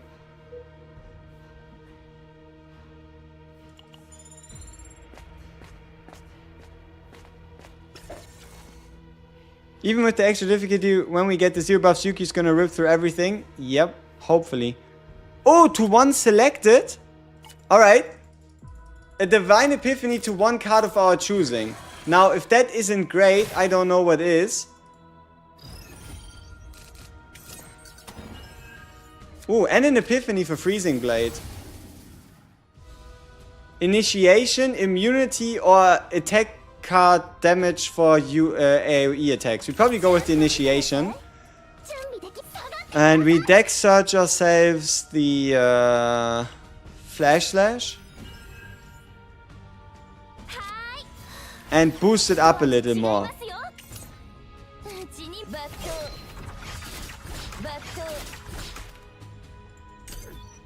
Karen or Leia or Luke from my 300 pull? How about you wait? Right? Like, there's no rush in using the pull. You could also just pull, because you're still 3 characters away. It's not unlikely for you to get one of them and then you can just pick whoever's left after you get them. Though, I guess in order it would probably go Kayron, then Luke or Leia, or Kayron and then Leia and Luke. Yeah, this one does have retain, so we can just keep this one. Yeah, I guess we do a bit of healing. When are the buffs coming? I don't know. Someone said the Discord staff or whatever said it's gonna be the weekend, but we don't know the exact time. Alright. Bam. Nice. Now Iceberg Cleave. There's a bit of lag. Aww. I don't think there's anything much I can do about it though, unfortunately.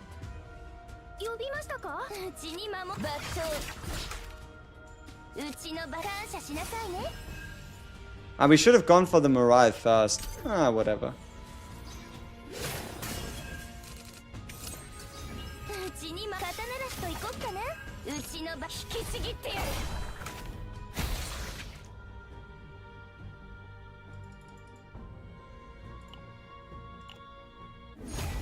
AP, AP, AP. AP!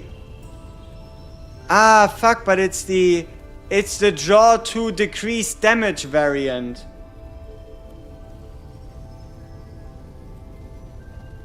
Is that worth it? I mean, this one's pretty sweet, we all know that. Is taking a damage cut in exchange for AP worth it?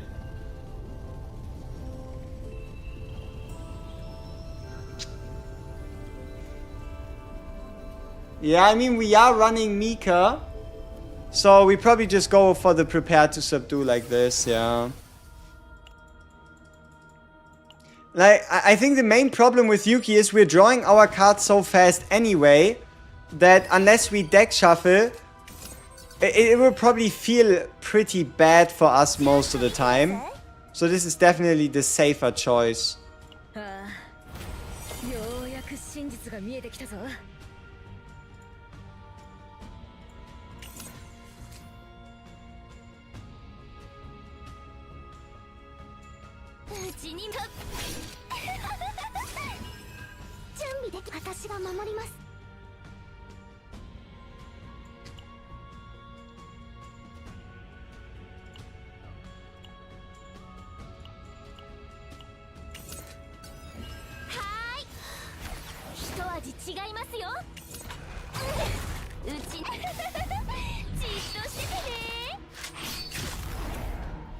You have John Cena and Randy Orton, which set is good for them. Okay, so for John Cena, I would probably go for the order set, so that you can use his You Can't See Me to follow up with the with his special moves, and then these attack cards should boost his order damage due to him being a green striker. And for Randy Orton, I would probably go for the Passion set, so that you can make use of his extra attack follow-up RKOs. Don't forget to go for the attack 2-piece for John Cena and the defensive 2-piece for Randy Orton.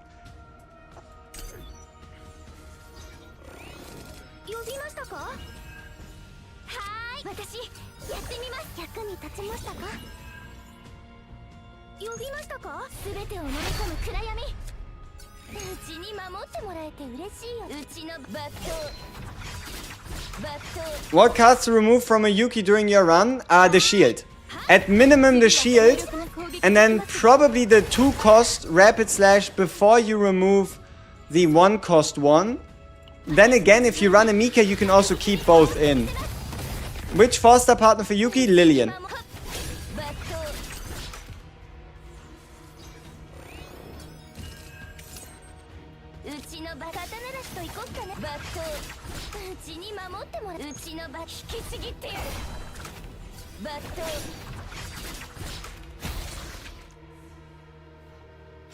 John Cena's mind break goes kinda nuts, I agree.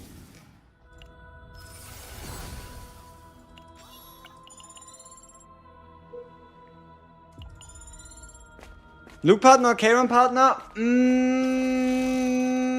Both are pretty good. I would go with who you can see yourself playing more.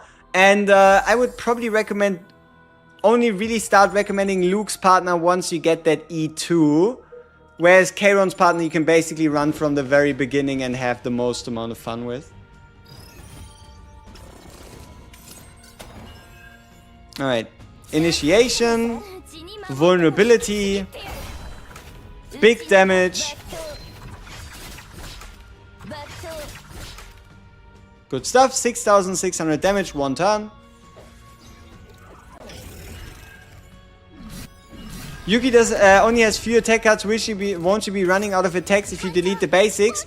That's the reason why on Yuki you copy like a flash slash or like a ice cleave, so that you just don't run out of those targets.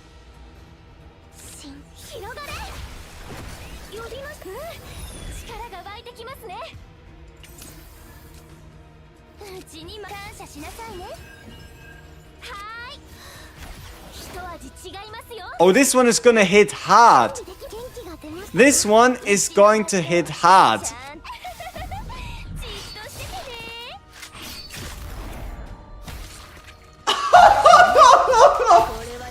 13,867 damage. Ah! Whew! Ah, that's satisfying. E1. Ah, that is satisfying. My.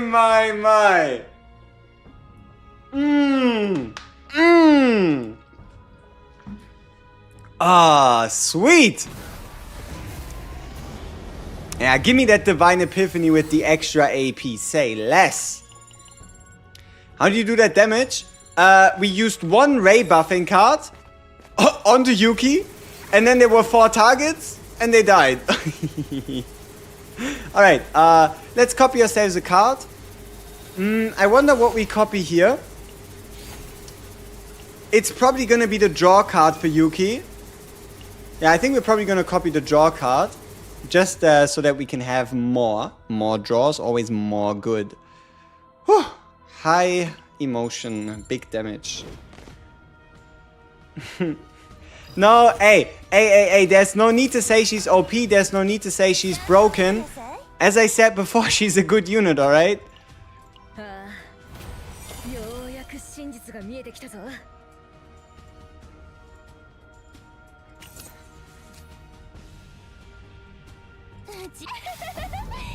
Best equipment set, we're currently running 2-piece.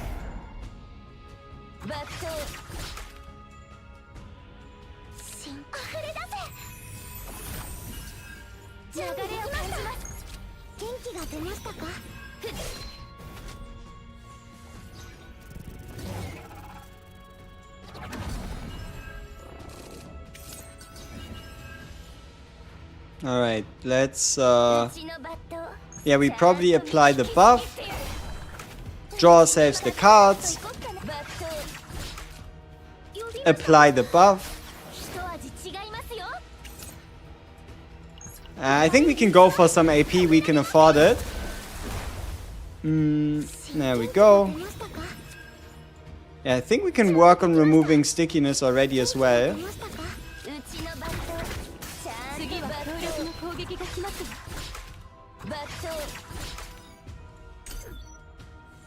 So Ray Ego 6 was the answer to fixing Yuki. No, it's the 0 buffs.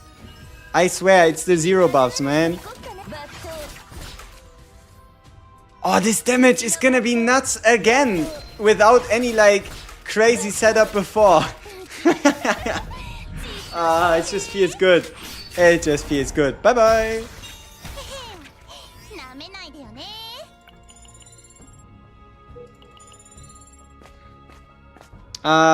Yuki enhancement, she's E1.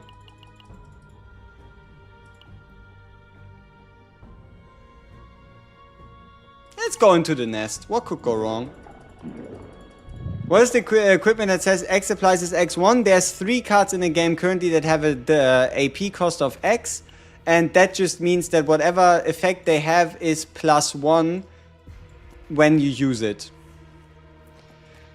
Okay. Who could we still Divine Epiphany? Do we even have somebody? Oh, snack time! Divine snack time? Hook me up. Hook me up. Give me something. Fuck. At least it's a 1 AP base Epiphany, which is okay.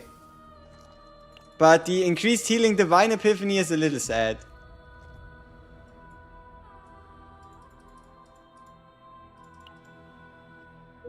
Did the dev say when the patch would go live? No. You used all the Yuki mats in your Queen Rin? Understandable.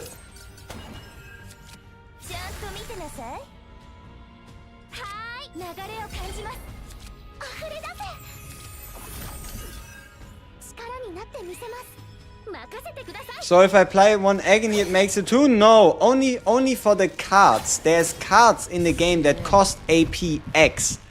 And these cards that cost APX are going to be stronger. Hey, welcome back. Alright. Do we need the ult here? Probably not. What we could do is get rid of this card, draw ourselves a Yuki card.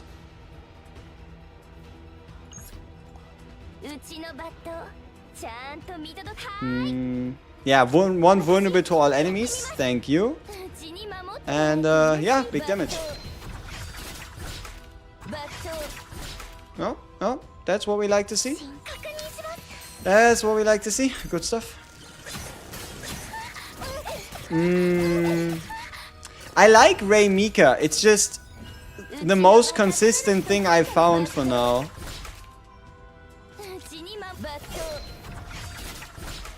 My favorite TV show? Ooh. You're not asking anime, because then I would be like One Piece, but you're asking TV show. Let me think. I think I really like the Sherlock Holmes ones, like Elementary and I think Sherlock was the name. I think I really like those. Let's see, what other ones really stuck with me? I don't know. Yeah, this is difficulty 10 in Codex. I can show you the modifiers in a sec.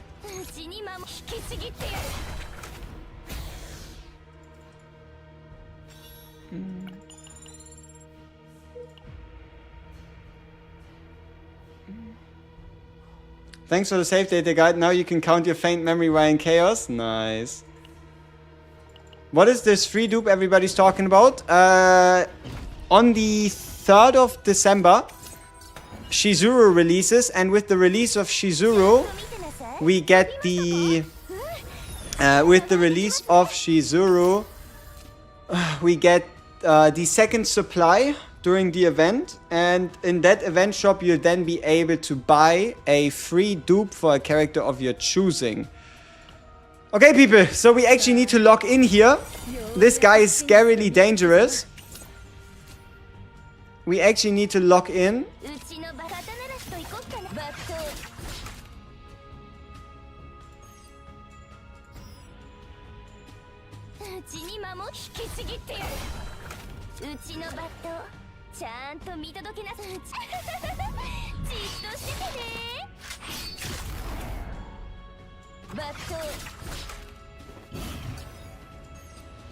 When using a non-attack card, decrease action count at the start of the turn, change to 1 extra action. I think that's fine.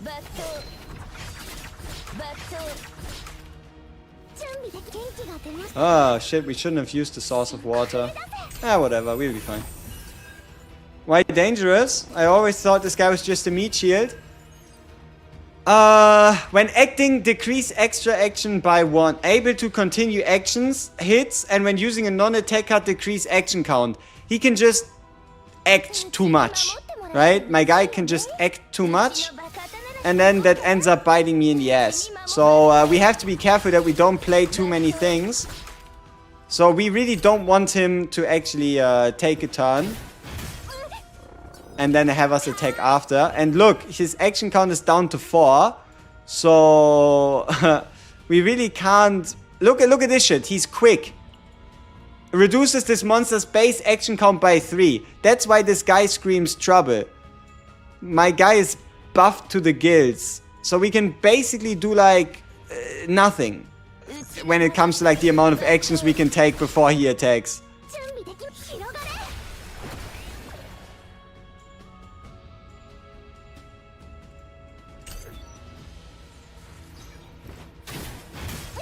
On what tier will removing 3 cards on Yuki be enough? I think removing 3 cards costs you 100, so you need to at minimum be on tier 8.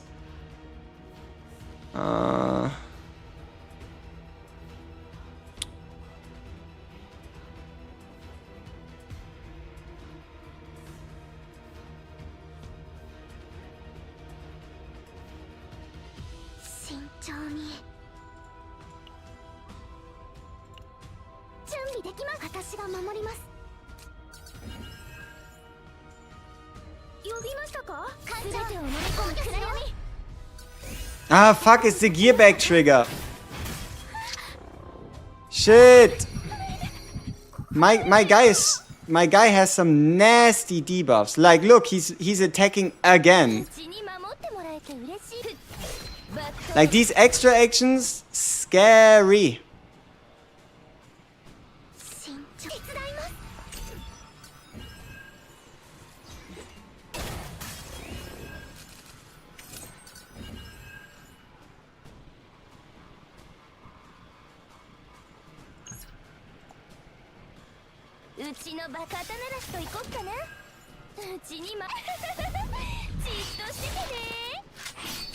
Nia or Ray for Yuki? I prefer Ray.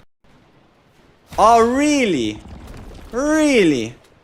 Into this guy as well?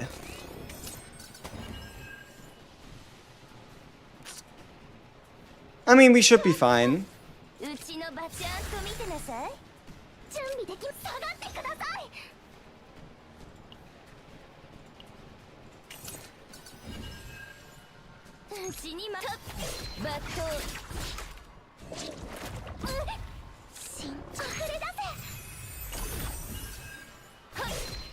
What's this guy's mechanic anyway? Don't play 2 cards of the same combatant in a row.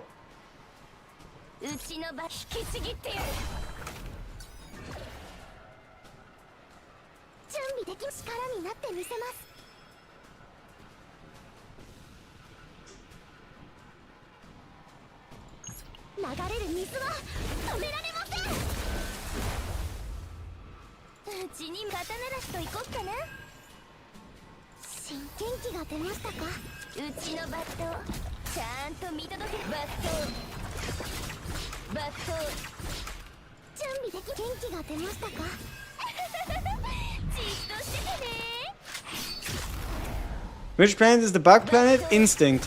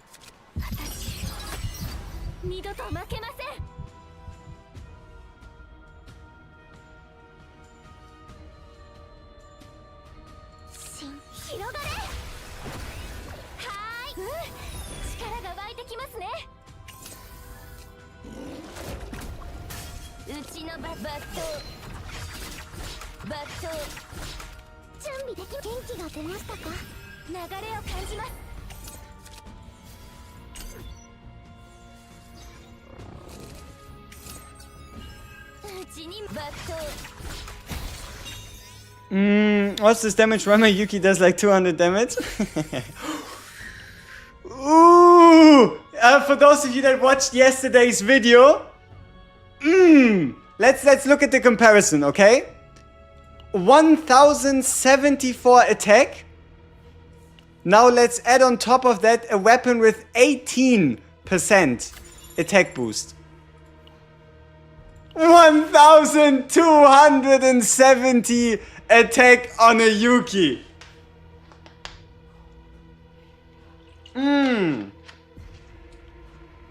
Disgusting. Mega stats. Alright, we have 400 coins to spend. Let's get rid of... I kind of like my vulnerability whirlpool, even though it's silly. Okay, multifaceted parallel universe, not that useful right now. Crimson Sword, Torch of Wrath, Crimson Sword, Psionic Combat Suit maybe, Cardis Exhausted Shield, no. Heart of the Jewel, no. We should have picked up the Amorphous Cube. Yeah, we should have picked up Amorphous Cube. Shit. Do we go with attack again? Could be fine. Attack is pretty decent at helping us find our cards. No. Wanderer of the Void, probably not. Big Game Hunter, no as well. Let's reduce that stress. Right. I haven't touched this planet. Should I run it with Yuki? Yeah, sure. You can try it with Yuki. Just keep in mind you do want a decent investment amount on your Yuki. Alright, what are we doing here? So we do Freezing Blade. And we get ourselves the Prepare to Subdue Inspiration to trigger the effect. Nice. Oh, oh, damage. Damage.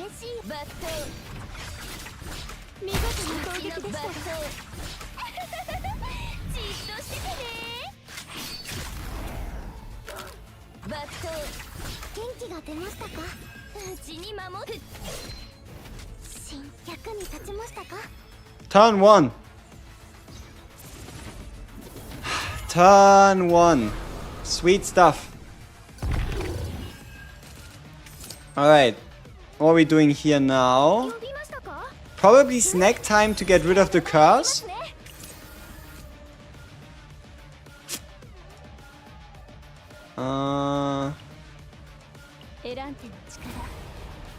Let's see if we can do something silly here. Okay. What kind of cards do we still have in the draw pile? No. Oh, we do have one Flash Slash still. So we probably go for that Flash Slash. Then we boost our attack damage amount. And then let's make the order clear. So we boost our Flash Slash right here. Then we get the morale boost. Then we do the Trickery Strike. Okay. And now before we do the final attack, our Iyatsu is at 168. Flash Slash is ready. And this is without crits. Now if she could crit.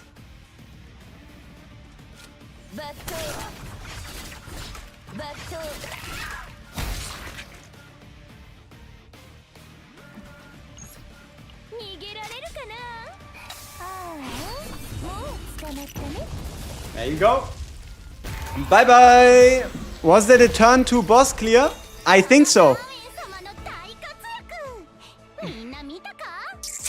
Prepare to subdue or another iceberg cleave for our deck? Good question. We do have 2 prepare to subdues already. 3 might be a tad bit too much. You know what? We go with the third one. Fuck it. Fuck it. It's gonna be fine. Alright, yeah. Let's put that on right here. Sweet stuff. Is there anything useful in here? No. Skip. A good planet. Good planet. Bye-bye. So yeah, we just cleared 2 tier 10 difficulty planets with Yuki Hyper Carry in a row. And we didn't even break a sweat. Good stuff, isn't it? No, it's E1 Yuki. But you can do the same thing with an E0 Yuki. It's just going to be slightly smaller numbers on the iceberg cleave, right? But I'll show you our Yuki investment. Keep in mind, it is pretty up there. So 57,000, we kept absolutely everything. We have our triple copies, we have our double Flash Slash, we have our Divine Epiphany Trickery Strike, we have our Initiation, we have our Cleave Blade, and we have our Belligerence for rotation purposes. Good stuff.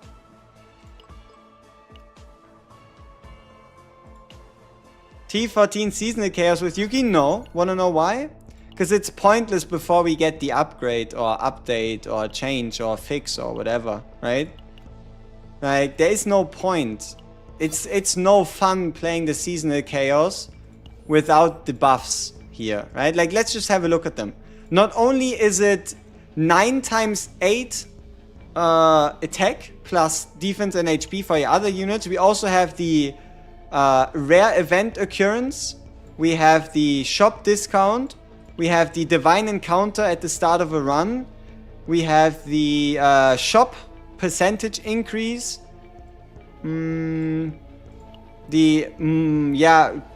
monster species encounter chance, free refreshes, even more discounts, more credits, more ether chance, even more shop chance, more species, more discount, and more debuff buff things at the beginning.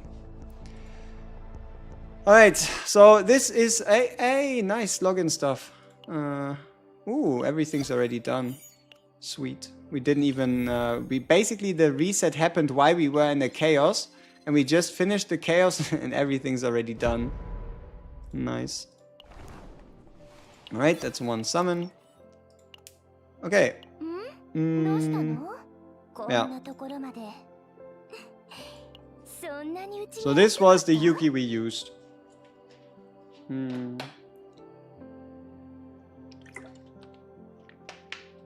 Is it difficulty 10 the max difficulty? On Zero System, yes. But you can still increase in level for the content plate. Assuming Ritoshka and Lillian, which DPS partner is worth getting from the shop? I have Malin, Rin, Haru, and Yuki. Thank you. Scarlet is just the best one. Like, works for the most. What other 2 set besides these 2? You could go for HP set. You could go for the 2-piece. You could go for a bunch of things, right? Like, the reason why we're running 2 set is because we have some sweet pieces we can just put on, right? We have some sweet offset pieces, and it just makes it so much easier to build a set. Like, it's so much easier to build a good 2-piece by just using 2 random pieces that just have good substats. Before the season buffs, we're talking about the Void, basically about the seasonal chaos getting the Zero System buffs, and also further buffs to the items during that chaos that have already been confirmed. So that's what's meant before the buffs. There might be a Yuki buff on top as well, but I don't know if that's truly necessary.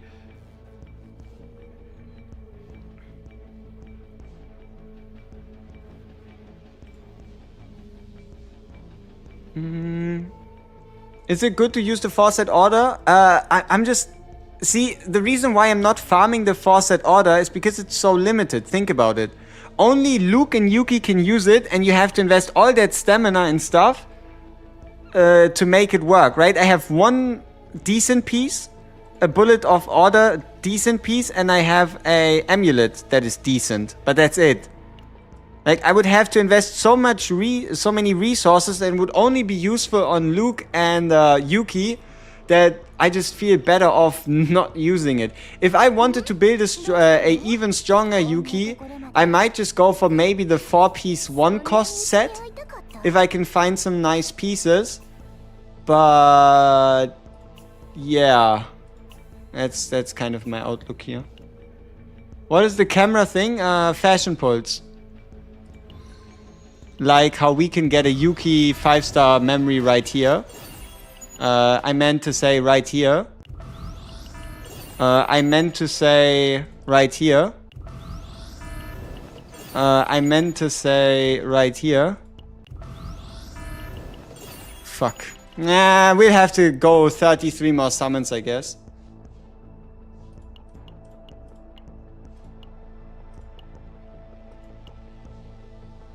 Yeah. Why don't you upgrade my manifest egos? Because I don't want to. Yeah. We have the manifest egos available at the moment. I don't feel any reason to do so. The reason why Luke is upgraded is because I wanted to see how fun is it to play with E2 Luke. And the reason why Rin is upgraded is because we're Rin main. And that's why.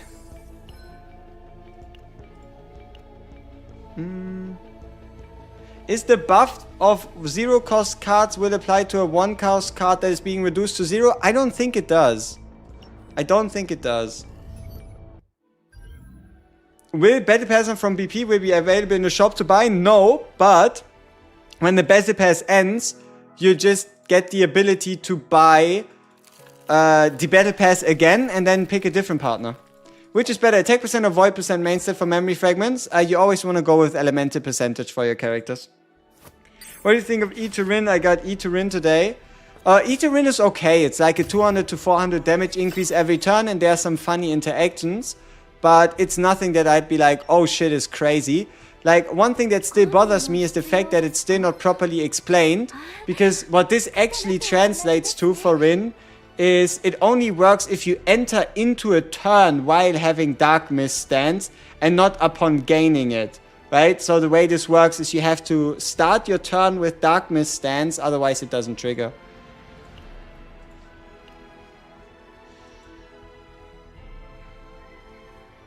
How many mail-ins do I have? Ah yeah, way too many. You know, for some reason, out of I think the last 6 5-stars I pulled, 4 of them were mail-in. I feel like the game is trying to tell me something, but I don't think I'm listening.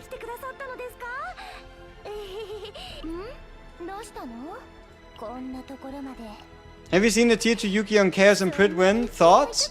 I mean, isn't it a hyperspace basin based tier list?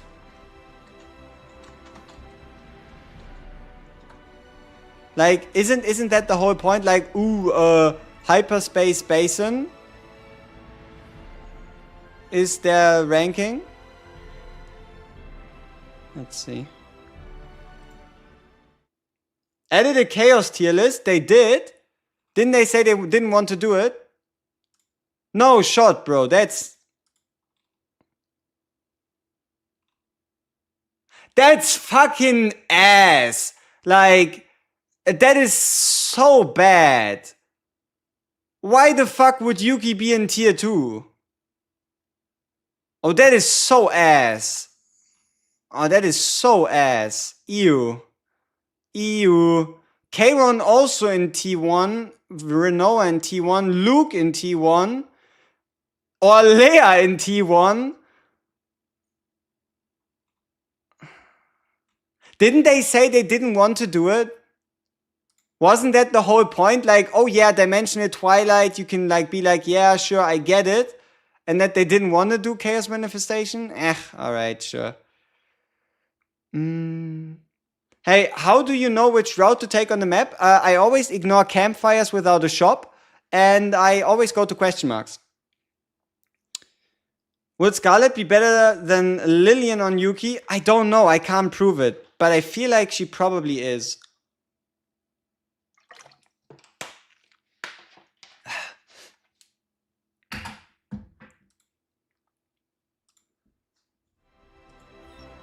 You're planning to get E2 Yuki, is it good? I mean, it makes Chaos runs even easier, but I truly don't think it's necessary.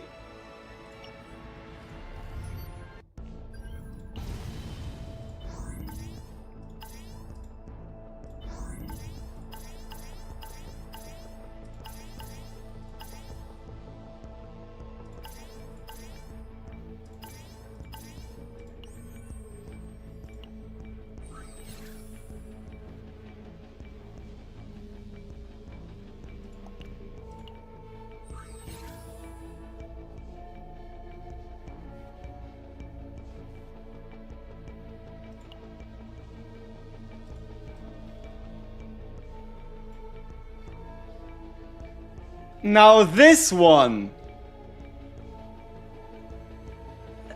Now this one might be... Oh, this one could be heavy. 40% more and fortitude every 3 turns. Ooh. Alright. Into the trenches we go. Let's see if Yuki can pull us through. Tier 12 Nightmare. It's gonna be the last run we'll be doing today with Yuki.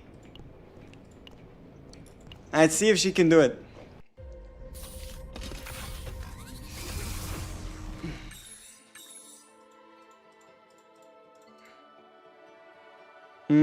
Select and remove 1 card. Get the curse card. Yeah, we probably remove a card and we get rid of Flowing Parry. Alright, let's see. The first elite mob is gonna be horrid. We're going to try to avoid elites as much as possible. That's for sure.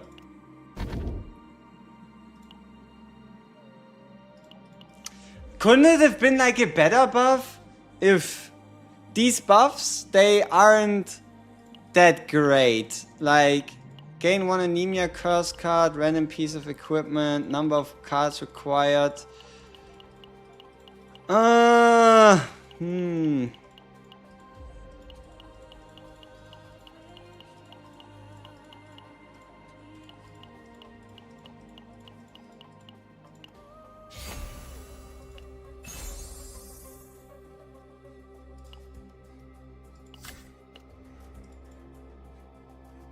Fuck. A bet gone wrong. Alright. We can't even avoid the campfires, even if we wanted to. There's no path around it. So...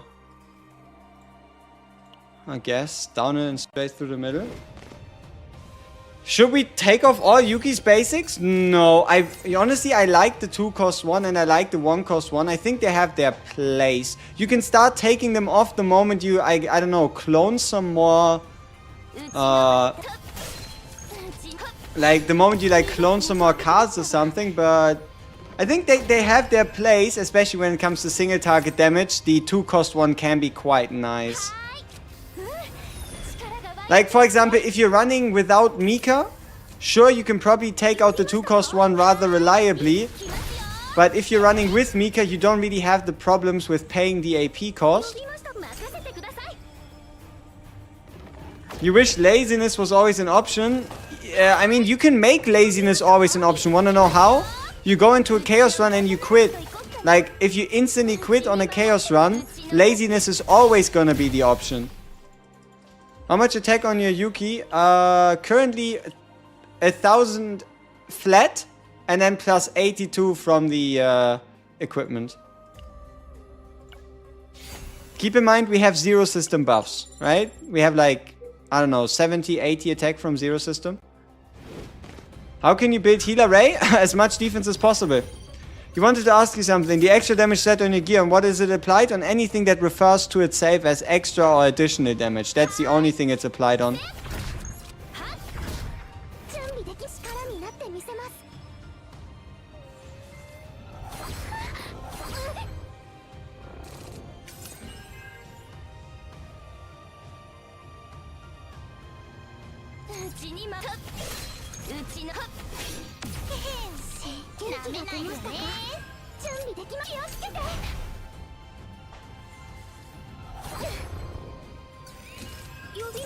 Does whose support card usable on others? Like, is whose support card usable on who? Ooh, 1928 damage? I tell you, there's something to that 2 cost basic. Like, it's a 30% additional, like, it's a 30% multiplicative damage bonus. That one's sweet. Yo, Poison, thank you very much. So, like, Ballista's Mark and Hugo passive? Yes, exactly. Does attack from weapon effects final potential bonus? I do believe it does, which is why I'm not too worried about hitting stat thresholds without going into a chaos run. Like, I could test it on, for example, our Rin. If we like go in with less than 1000 attack and then we see how her crit chance is. But I would basically say, yeah, it should. I obviously can't prove it. Sets on Yuki Tutu. E1 Yuki needed? Not needed, no. Is it useful? Oh, absolutely. How the fuck do you have 1k attack on her 0 system? I can show you the pieces after as well, but yeah. Just got E2 Luke, is he worth building? If you have E2 Luke, he's absolutely worth building.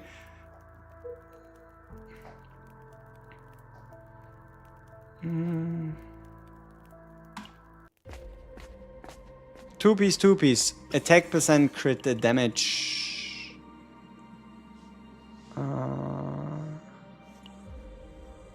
Ooh, yeah, sure. Let me remove a card.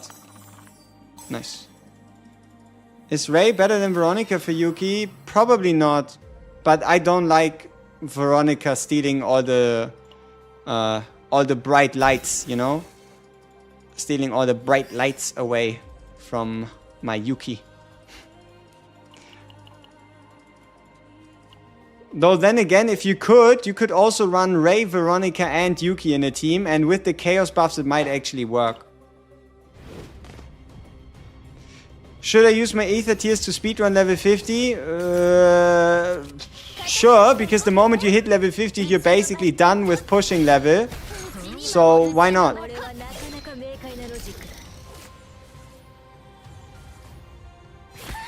Uchimas! When an equipment says ally, does it also include the equipped character? I don't think so. But I obviously have no idea. I'm just guessing. Ray, Veronica, Yuki, who's the sustain? Ray. Ray is gonna be the sustain. You're gonna have to make it work somehow. You just have to jack yourself to the respective campfires. Yeah, I tried Nia. I tried everybody with Yuki. Basically. Alright, give me a funny version.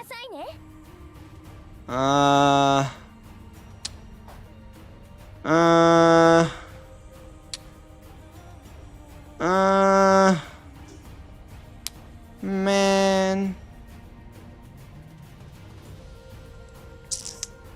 Let's go with the inspiration one. Big damage. Yeah, the E2 heal, like any other heal in the game, scales with defense. The higher your defense, the higher the E2 heal. Give me the double exhaust. Thank you.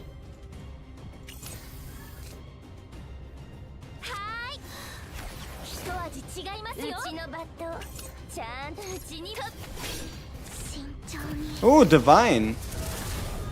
I mean, 2 AP plus stress reduction is a no-brainer. Is a 2-end event ever coming? I have no idea. Maybe after 2 or 3 months into the game's lifespan. I wouldn't assume a 2-end... maybe for Christmas. I don't know. If you remove 2 cards from Rei, do you remove her 2 attack cards? Usually, yes. I usually find myself removing her attack cards, especially if I'm running her as a full defensive build. But I also played around with her actually dealing damage, and then I kinda keep him in to some degree. Low. So much low.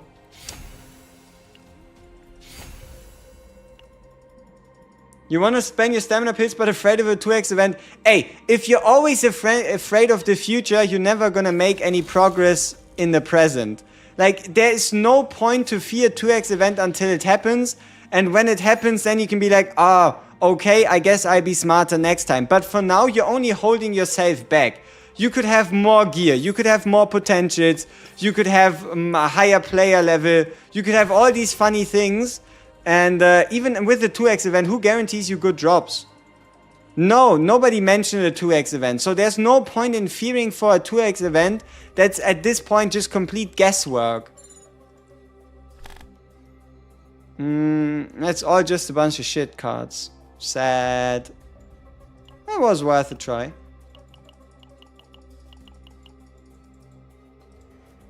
When is the urgent patch? Supposedly this weekend. What would be the seasonal buffs? Any items introduced with the season are, like some items introduced with the season are supposedly getting stronger. And overall the seasonal chaos is going to get 3 new stages. And on top of that also, big damage. On top of that as well... Something else. I've been repeating the same shit for like 20 times. I'm kind of losing track of what I'm saying.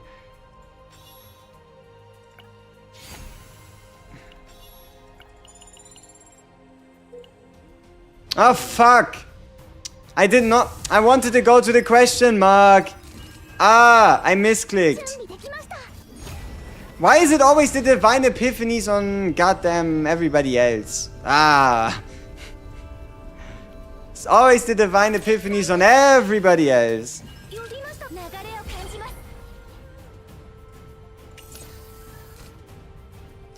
What gear set do you recommend for Khalib? 2-piece line of justice with 2-piece defense. It's kind of fun.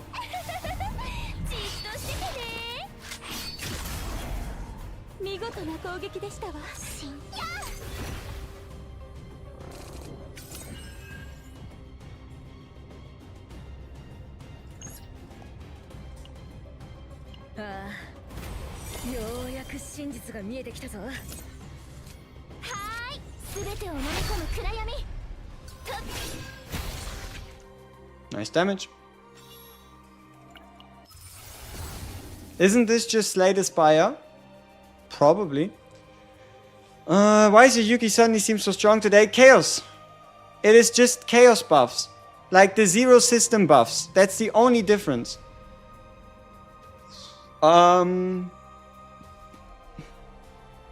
Is Yuki worth getting now if I have E2 Luke?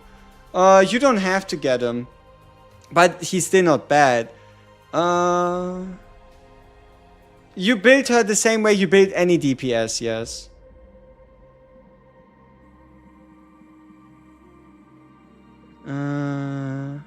Yeah, the Seasonal Chaos currently makes everybody weak, yes. Okay, what are we going for? Are we going for Freezing Blade 90% or do we go for Initiation? Initiation is safer, Freezing Blade with 90 has more scaling. We probably just go with the Initiation one.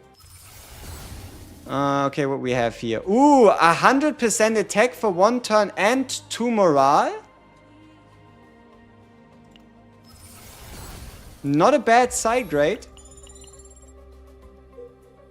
Try the elite. Hell no. Fuck that. Do you have the plus order damage? Yes, we have percentage order damage on the goblet.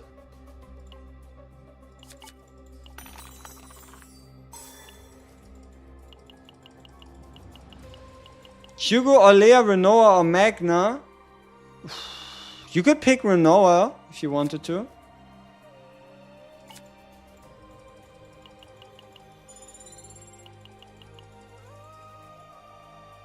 Give me a 6. Yes, we are rich. Does the damage buff apply to cards that cost go down? I don't think so. I think it's based on the cost of the card when you used it. How much worse is Attack Goblet versus Elemental? I don't know, maybe 5%? How would I know, right? How would I know the exact specifics?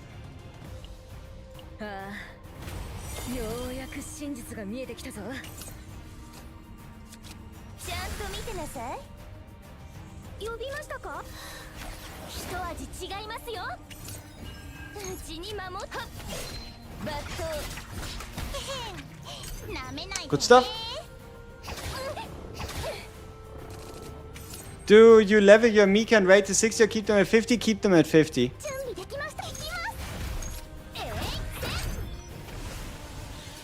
I think Attack Goblet is actually better. No. Think about it like this. Either you boost the stat that you already have quite a lot of, which is attack percent. Like, think about a comparison like this. You already have 80% attack bonus, and then you add onto the 80% 25% more, right? You add 25% more, meaning in total you get 105, but you've only increased the attack bonus by 20, from 80% by 80. So basically what that means is, it's basic math, alright? So if you take a formula and let's say your base damage is 100 and then you have a second multiplier that's like 80% and then you have a third multiplier that's 0%. If you have the 100 and then for the 80 you add 25, that is you take 100 by 105, giving you like 210, right? 210. Now if you take 100 by plus 80% or times 1.8 and then another another 16% multiplier, you know, at this point I might as well fucking whip out the calculator. God damn it. Let's see, where's the calculator? Where are you? There we go.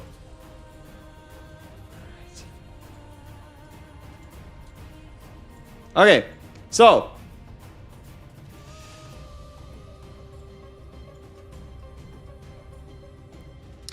so you have your base damage of 100. Okay? You have your base damage of 100 and you multiply it by, let's say, an 80% attack bonus, right? Then you're going to... come on. Base, we take 100 base and you multiply it by your 80% attack bonus, so times 1.8, right? Giving you 180. Now, if you take a 100 and then you multiply that by, let's say, the 25%, you multiply it by 2.05, right? The additional 25% attack, giving you 205. But now if you take 100, multiply it by 1.8, so by 80%, you had 180, and if you multiply this by a further 1.116, the 16% elemental bonus, you're already at 208. And the difference only goes bigger the bigger your base values, right?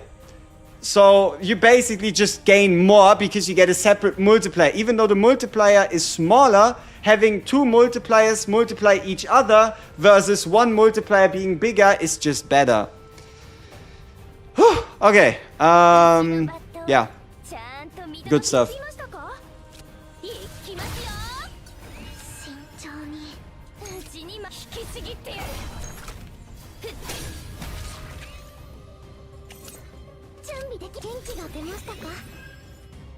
How to tell if a damage bonus is additive or multiplicative? We have no fucking idea.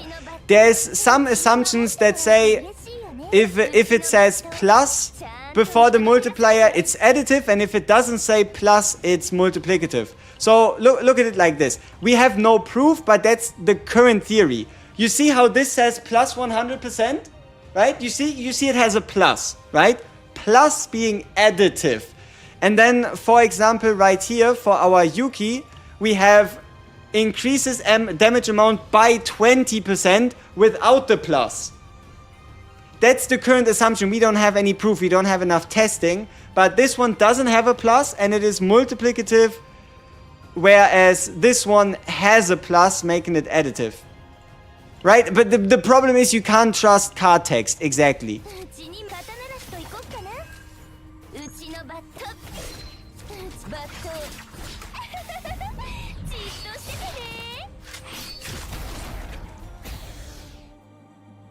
Attack times attack percent times elemental percentage is better than attack times attack percent. Yes, pretty much. If you only had to choose one, the Replica Core or Chimera Knight, which performs better in real gameplay? For Yuki, probably the Chimera Knight. But I'm not quite sure. I don't even know. Like, I know what Chimera Knight does, and I know it's the mythic equipment that you could slap on a Yuki, but I'm not even 100% sure what you can... let's undo that. I'm not even 100% sure what the Replica Core does. I don't think it's the... Hello! Thank you. Do you think Ray is her biz for Yuki and Chaos runs? I don't know, I find it the most satisfying, alright? This is shit. We should have just taken the coins. This is worthless. No, it's multiplicative when it says amount. Plus 100% damage amount for one turn. This shit is not multiplicative. Dark Condensation is not increasing the damage of a skill by 100%. It is not doubling it. You can't put this on a 500% multiplier and it's magically gonna go to 1,000.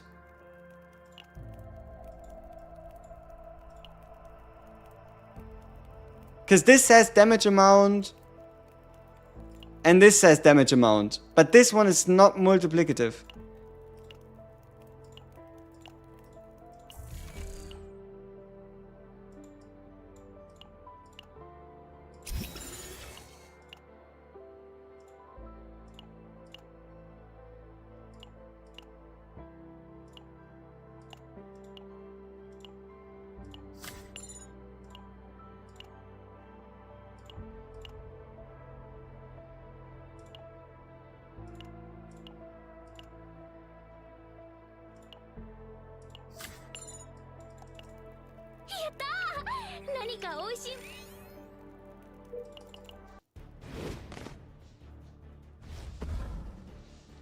Where do you get the reroll on the dice functions? It's in the Arc City. It's in Arc City.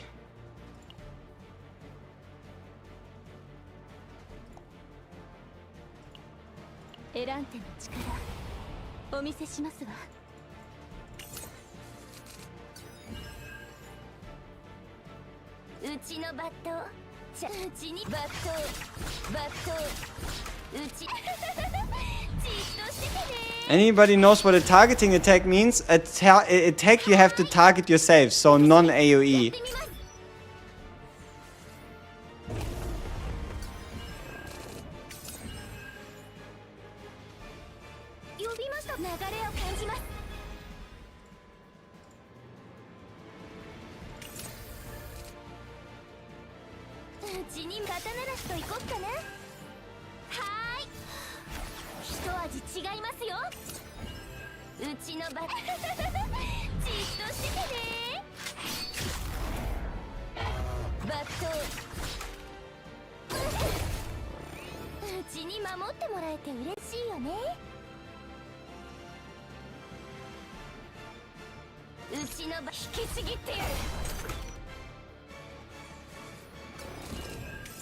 Does attack random target count as targeting? I have no idea. You would have to ask someone that specifically tested that, right? Like, that is very specific and I have no clue. Is Rin's everybody's autoplay is stupid, okay? It's not just Rin's autoplay that's a little silly. It's everybody's, alright?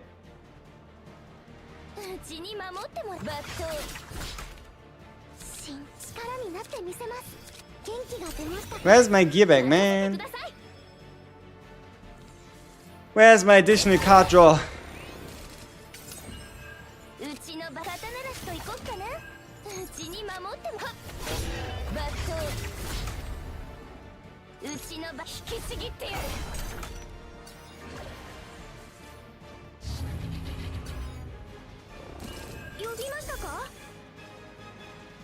Oh shit.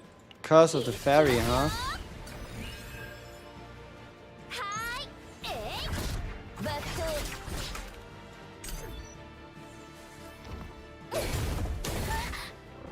I mean, every character is decent at autoplay so long as you have good Outbreak of War cards, right?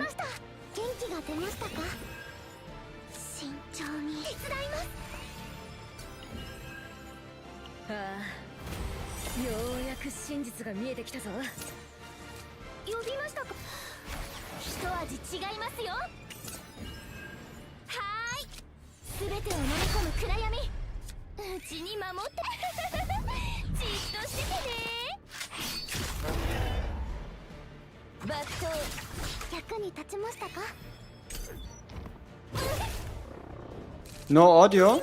No, I think that's you. Or basically I just wasn't saying anything. I was just kind of thinking and playing, you know? Wasn't really doing much.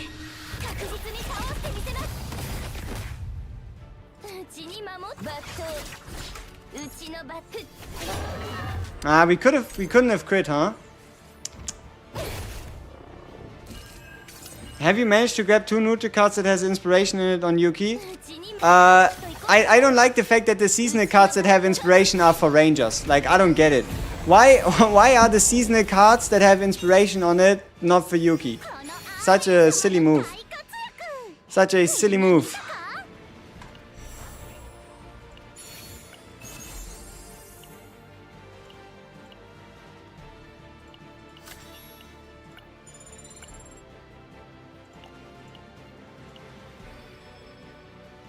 Which freezing bait is better, single target or AoE? Probably the AoE one. At least for whatever you want to use Yuki for. You still have your partners at level 50. I don't feel like going past that, to be honest. I have my DPS partner at 60. For Scarlet. But everybody else is still 50, yeah. No crazy need.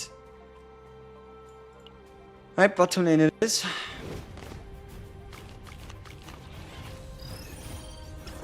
It's so other characters can take advantage, but sure, like, just make it 3 factions, you know?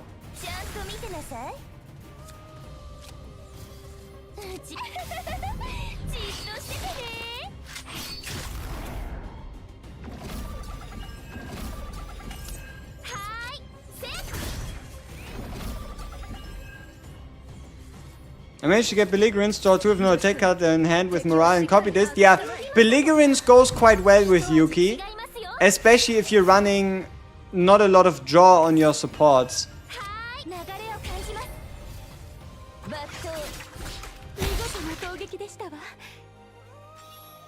Good stuff. So far so good. Legendary Planet. What memory fragment does Khalib want? Line of Justice and crit damage. Or Line of Justice and defense percent. So the 4 set, 20% crit chance for 2 cost or higher cards. And then defense percent.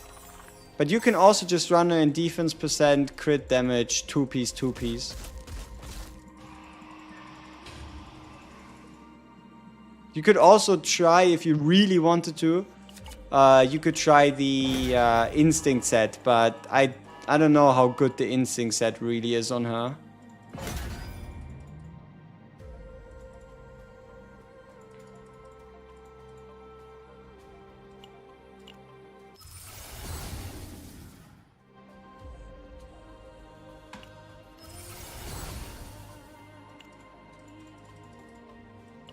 Just right house Ray with Yuki. I mean, we've been stomping difficulty 10 chaos after difficulty 10 chaos. And we have yet to encounter a situation that was challenging. I mean, I guess we should be fine if we exhaust these two for now. Oh, good draw, good draw.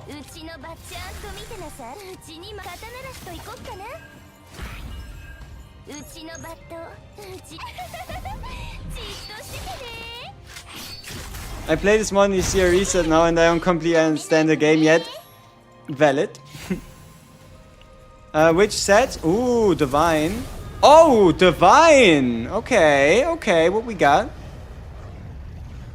282 to all enemies. Inspiration decrease cost for 1 turn 3 resolve.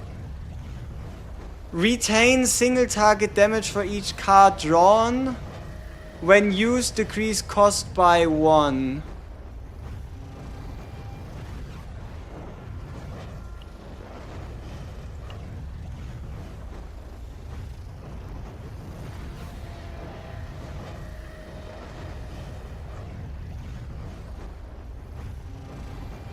Yeah, the second one is kind of trash, yeah. You can need buff and race here to answer it. Yeah, resolve, we don't have any shield.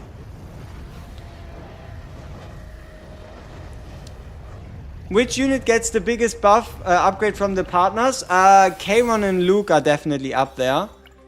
Rin and Mei Lin with the Scarlet you also can't really go wrong with. So yeah. Middle one is better. That's multiplicative. Yeah, but you know, kind of the way I see this is, you know how it said like 280 something %? Look at this. It is 325% just as a standard 1 cost the reduction epiphany.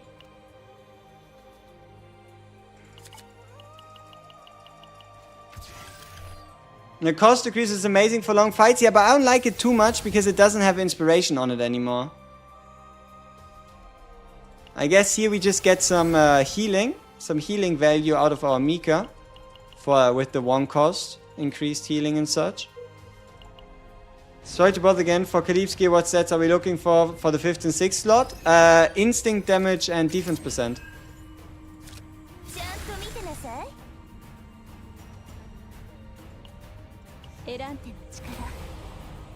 Don't you think Yuki's 2-cost basic should be AoE like Khalid? That could help her early chaos. You know what? I don't think so. Because it is a multiplicative 30% damage bonus on her basic 2-cost. Like that one, it can truly save your ass a bit when it comes to single target damage. Like I'm starting to grow a liking to it a little.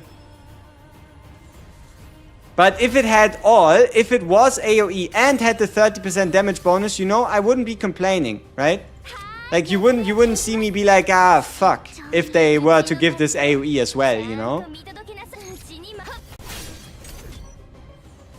My main team with Rin, the same thing you see right here, Rei Mika.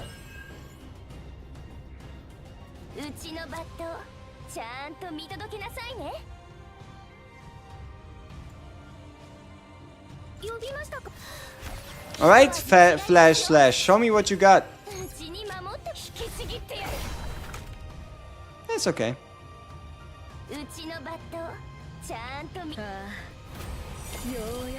Yuki team outside of Chaos. I like a well-built Orlea with Yuki. Like a vulnerability / damage boosting Orlea with Yuki outside of Chaos goes kinda nuts. And Let's see. I'm kind of wanting to wait for a guaranteed divine epiphany if we can. You got almost your entire roster to 50 now? That is expensive. And I know how much you've invested. Congrats. Yep, Yuki with 0 system buffs just goes nuts.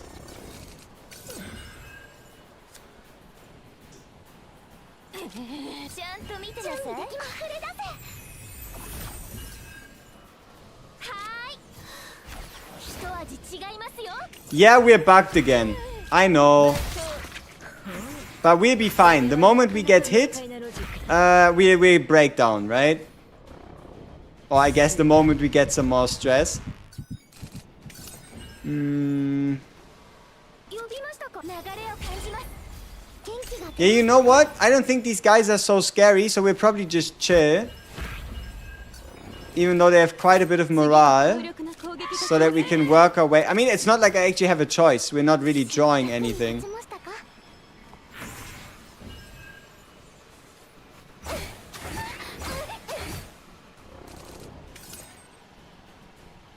Wait. So they renamed Lead to Initiative. And now cards can have Initiative and Initiation. Yeah, I mean, it just works, you know? It just works.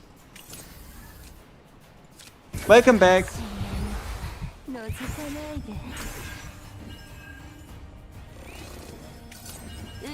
Bye-bye. Is Ray really good with the Luke-Lucas combo?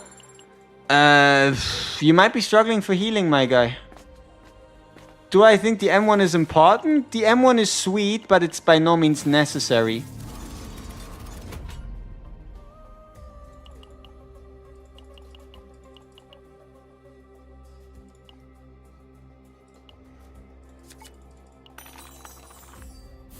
Nope, I am not fighting you.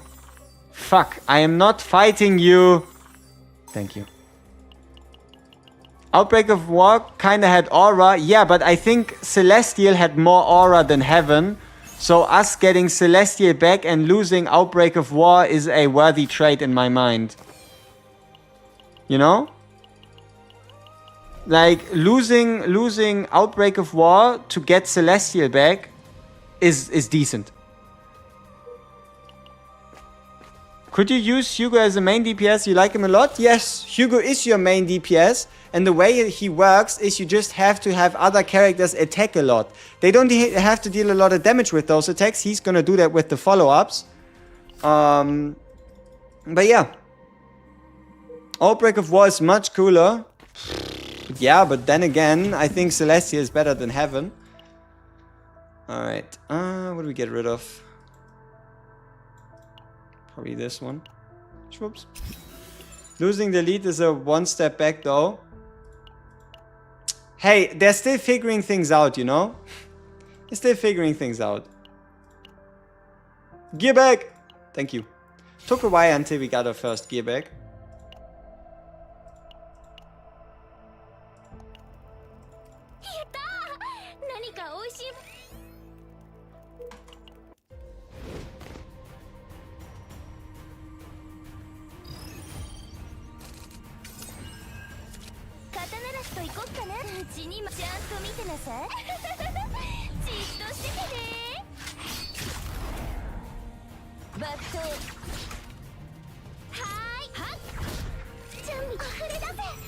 What do you expect from a new 5-star controller when we're getting one?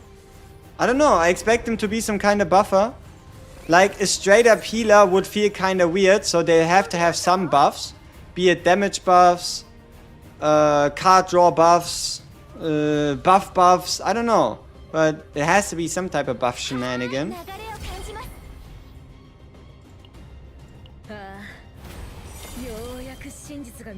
Is Time Regulator not a good pickup? We have all the epiphanies already. Like, there is no epiphany for us to gain, so picking a Time Regulator is wasting money for no reason. What cards do I remove from Ray? I'm mainly playing her as a full healer, because I don't need her besides her buffs. So I mainly find myself removing her attacks, her basic attacks. Like, my raid truly isn't that invested in.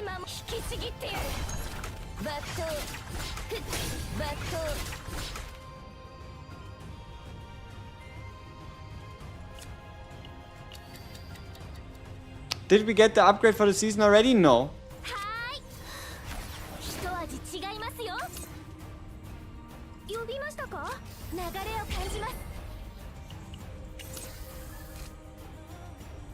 Ah shit, I actually liked the outcome last turn more. Fuck. And now I have to do all these undos. How do we hit 700 attack on Khalib? I'm sitting at 543. Her three right pieces are crit rate, instinct, damage, and defense percent. Are you missing something? Yes, you're missing the existence of gear and zero buffs. You're missing the existence of gear and zero buffs. Those play a major role in helping her reach those heights. Does Hugo work with Selena's Mark attack? I don't think Mark would be considered a attack that triggers Hugo's follow-up.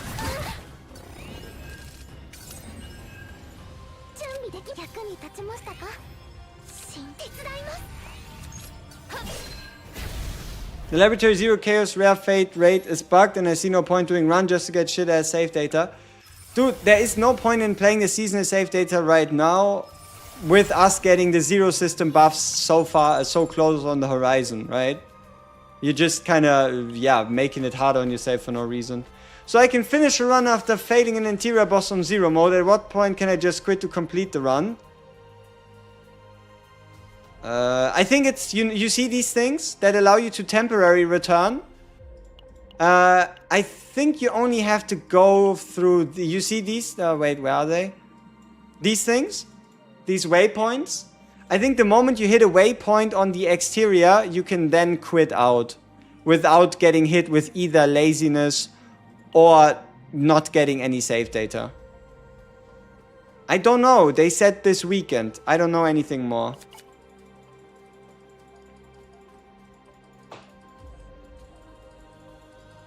Who's the best Foster for Luke?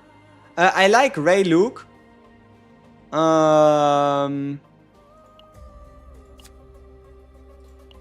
are the odds of us getting Sacred Epiphany on Yuki? So we have one Epiphany open here. Mika is done. Ooh, it's guaranteed. It's a guaranteed Yuki Epiphany. I gladly sacrifice max HP for this.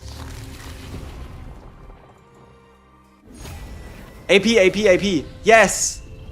Yes, that's a good one. 1 AP, 1 draw next turn. Thank you.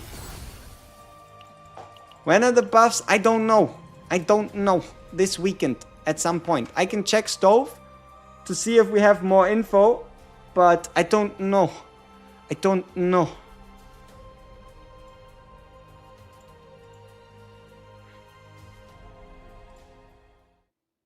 Do we know if the draw next turn from the card triggers inspiration? Yes, it triggers inspiration. I don't know when this is coming. I don't know. Separate notice. Detailed patch notes and maintenance schedule. I don't know.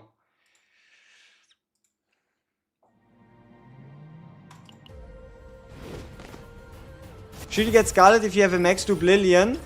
She's still gonna be an improvement, for sure.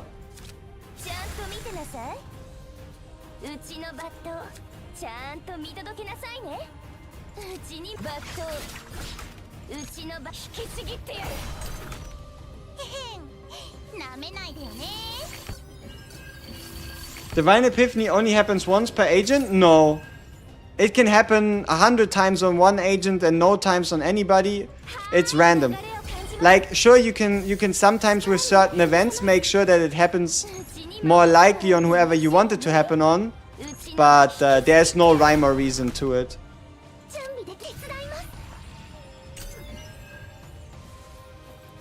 No, they didn't do that already.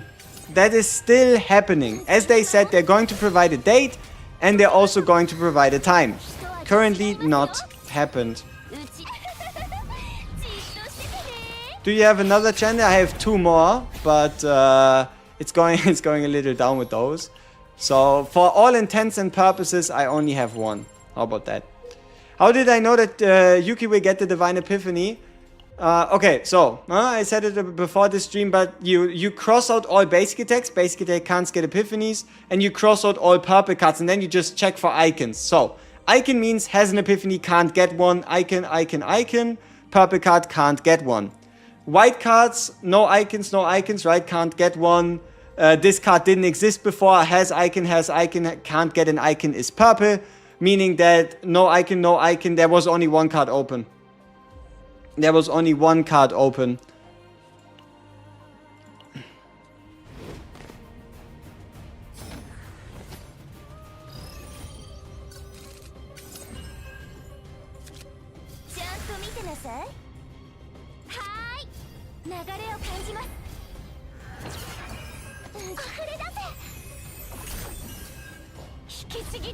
Can I make a Veronica ego tier list? I can make a character tier list about egos, but I'm not just gonna make a tier list just for Veronica's egos. That'd be very silly.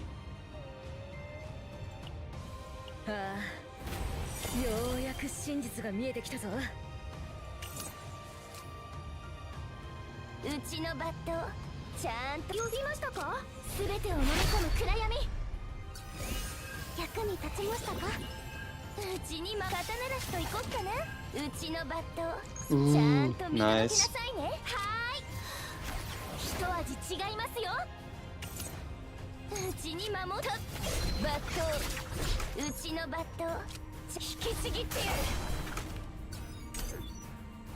Big damage. Just put Rin watch the video. Has anything changed? Not too much, but I will make an updated Rin guide at some point. Though for now we have to stop people from believing that Yuki's trash.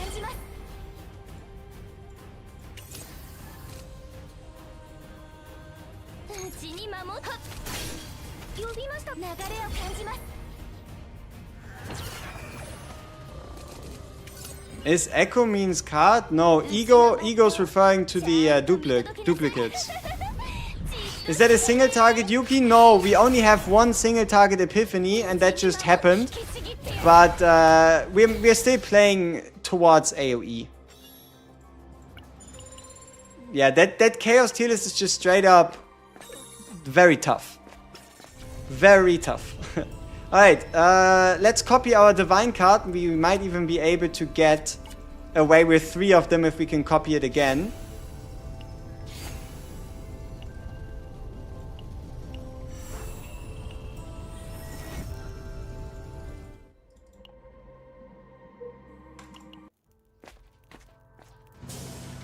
Yuki and Kalib have a nice combo? No, not really. There isn't a lot going on between the 2 of them.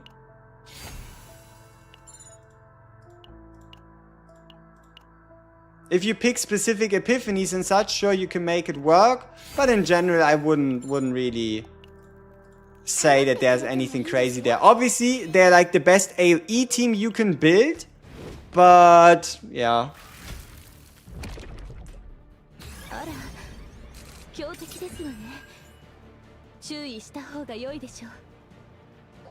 Yeah, but you need very fucking specific epiphanies if you want Renoa to really work with Yuki. It's like just that 1 damn epiphany on 1 card that you preferably want multiple copies of. I don't know.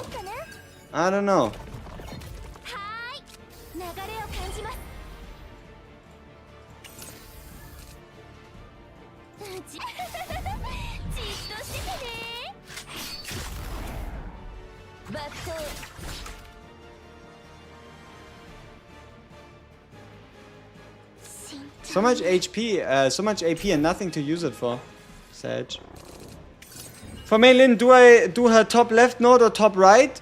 Preferably both. But I still think the top right one, if you can only do one, is better.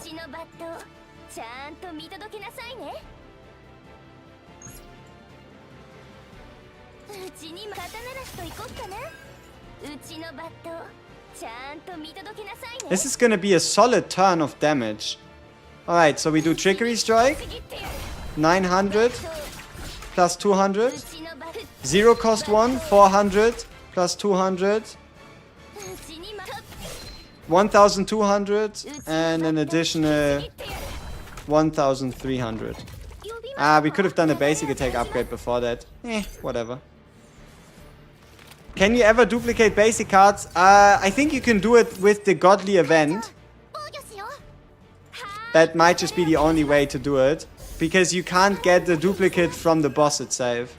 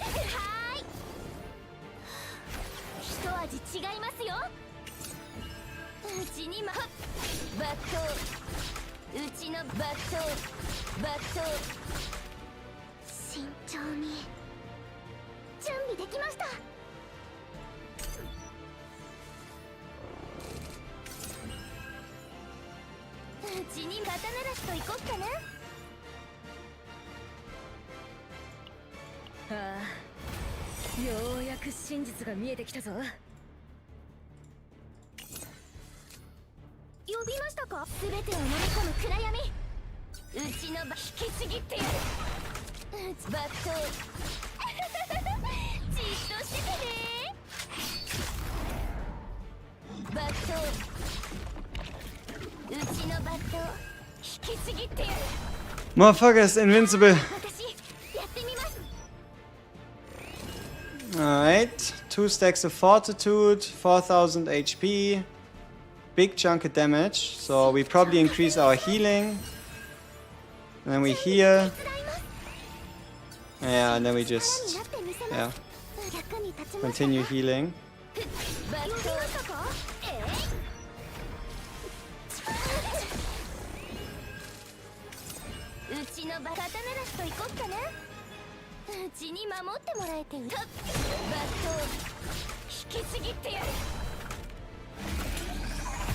Legendary map completed. Tyrant 4.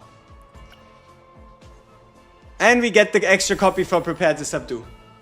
Nice, nice, nice, nice. So, this is 3 runs in a row, back to back to back. Yuki, difficulty 10 clears. And we didn't even sweat a single time during all of this. On a scale of 1 to 10, how fun is this game? 10 out of 10. I think it was even 13. Because we played it on Nightmare mode.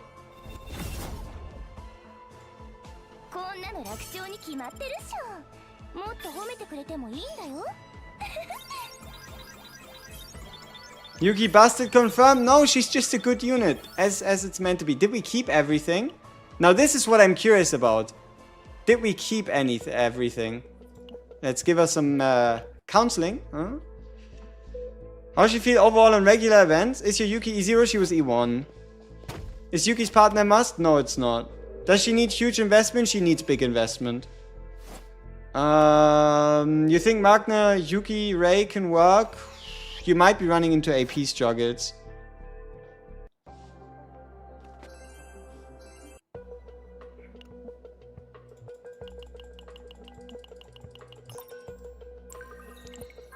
What method do you think would be the best to implement in the zero system buff? Start fresh or straight transfer? It's gonna be a straight transfer of the current ones. And I'm gonna love every single second of it. There's 0% chance. There's a 0% chance that the devs are not gonna instantly give us the buffs. 0%. And I think we might also get the update to the amount. so that we can go to level 100 instead of level 60. But for that, honestly, I'm not sure.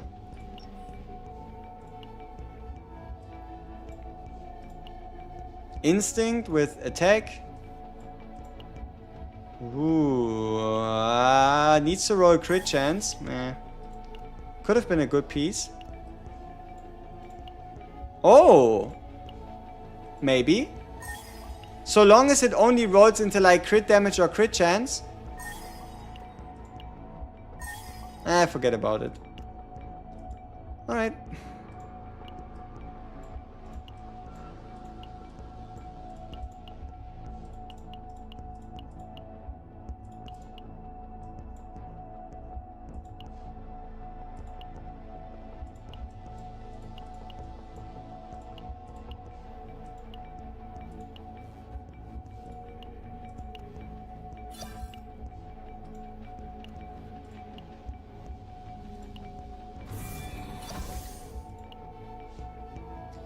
Ooh, that's not bad.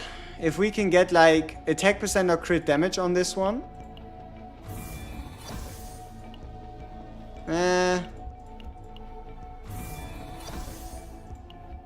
Yeah, okay, maybe.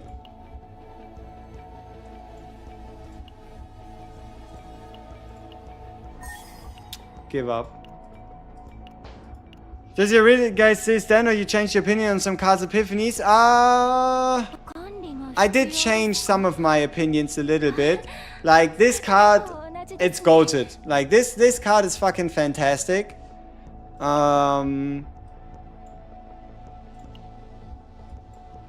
I find, let me find my season save data. I find this one to be kind of fun as well. Nah, but I'm still mostly alright with it. What does the heart of the jewel equipment do? How many times have I been asked this in my life already? Good question. You see this shit? It's gonna take all your AP. If you have 5 AP, you're going to get a 102% shield times 5, so 500% shield. If you have a heart of a jewel, it's going to give you a 6 times 102% shield at 5 AP. So whatever AP amount you invest, plus 1. Alright. Yeah. Oh yeah, the Yuki save data. Did it save? Yes. We have the triple godly epiphany prepared to subdue, double flash trash with trickery strike, 1 iceberg cleave, and a freezing blade with initiation with both attack cards. It's not too bad. I got asked X amount of times already.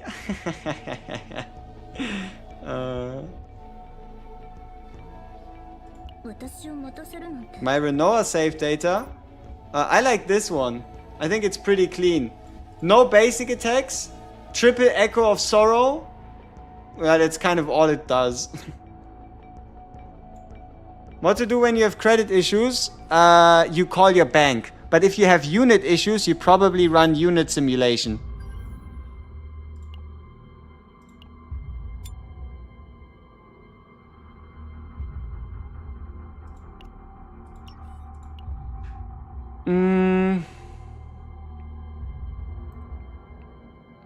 Yeah. I heard that in the Zero system, you can actually upgrade your current deck instead of just getting a new one. Is that true? No. Fake.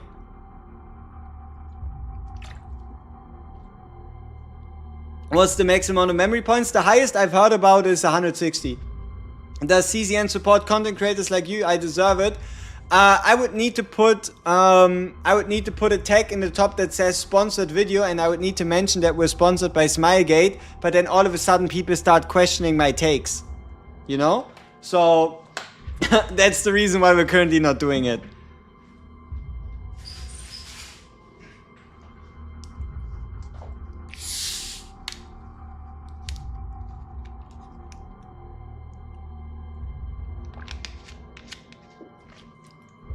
Sparkling water. You happy? Alright, extra attack damage. extra attack damage is this. Okay, you click on a character, you click on mark, and it says it right here. Extra attack. It says it right here, keyword, extra attack. Meaning if you boost your extra attack, this does more damage. Then you go to somebody else, like Renoa. Click on her cards. Click on this one, and it says it right here, extra attack. You know, extra attack.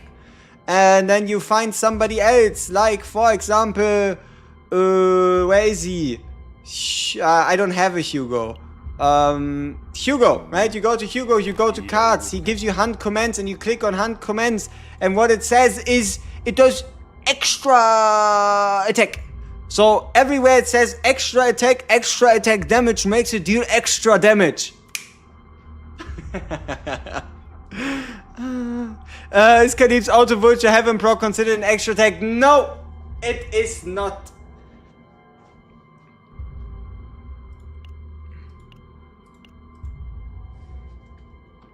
Alright, so,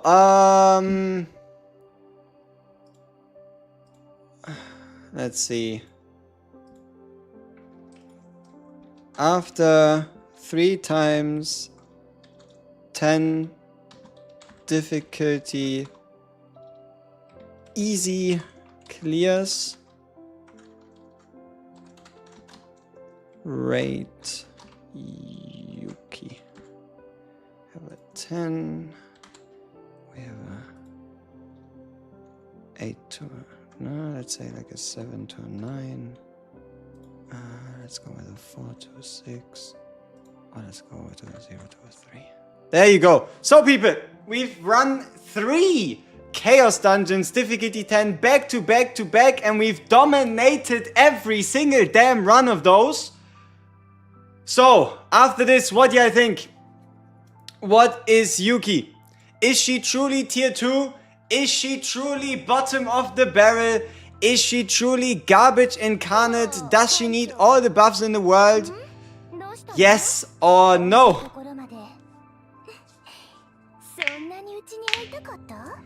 Alright.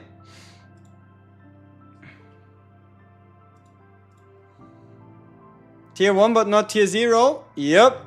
Easy clears on easy maps though. What you mean? Easy clears on maps where you're meant to use her. They weren't easy. We were running 3 different we were running double legendary planet and a blue planet. It was difficulty 10 in chaos mode. Like, you can't really go higher than that. Unless you want me to do like a level 120 chaos map. Unfortunately, I'm not there. In my opinion, she only needs some small fixes. Do I have a Magna? Yes, I do, but I haven't upgraded her yet. I'm broke. Does your opinion in is pulling Yuki worth topping up changed? No, honestly, I don't think so. Like, if you like Yuki, you can go for Yuki, and if you want to, you can top up for her. But I don't think she's a must-pull character that everybody needs to have. Yeah, basically. Show my memory fragments? Sure. There you go.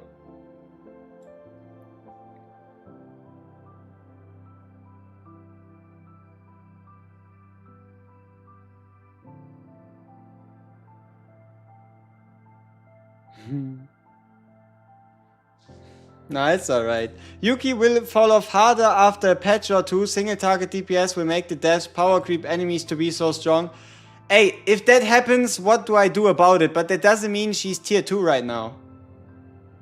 Is this the best or is the green faucet better? I have no idea. Which unit should I pick between Luke, Hugo, Malin, and Magna? Probably Malin.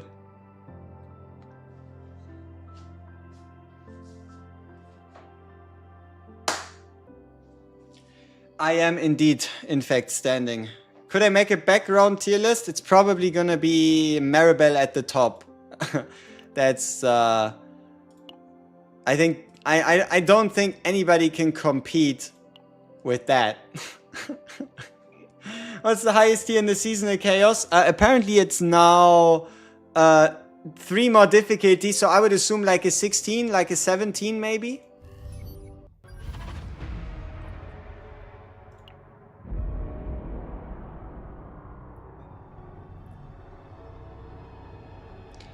If I'm at level 49, should you farm memory fragments or growth? You can farm potential or promotion materials or memory fragments. It truly doesn't make a difference.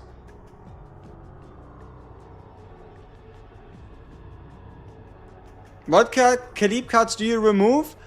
You remove her 1-cost basic attack and the shield for Khalib.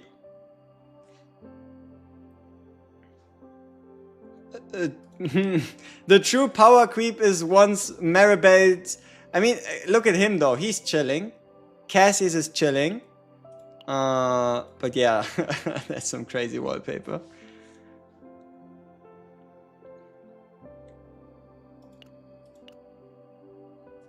For zero farming, Malin, Mika, Vero or Khalib, both are equally solid. Why are the cats gone?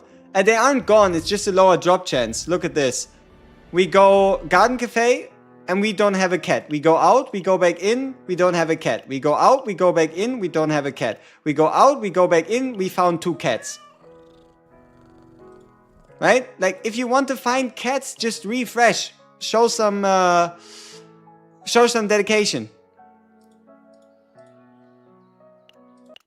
There you go. Problem solved.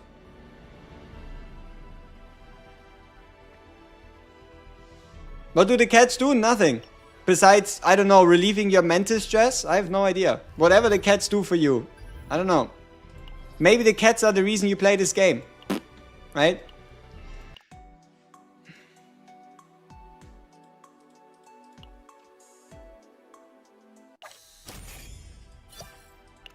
Yeah, I'll do an Olea guide at some point. Why even remove them? They didn't remove them. They reduced the chance spawning so that it's not always like 4 cats at the same time.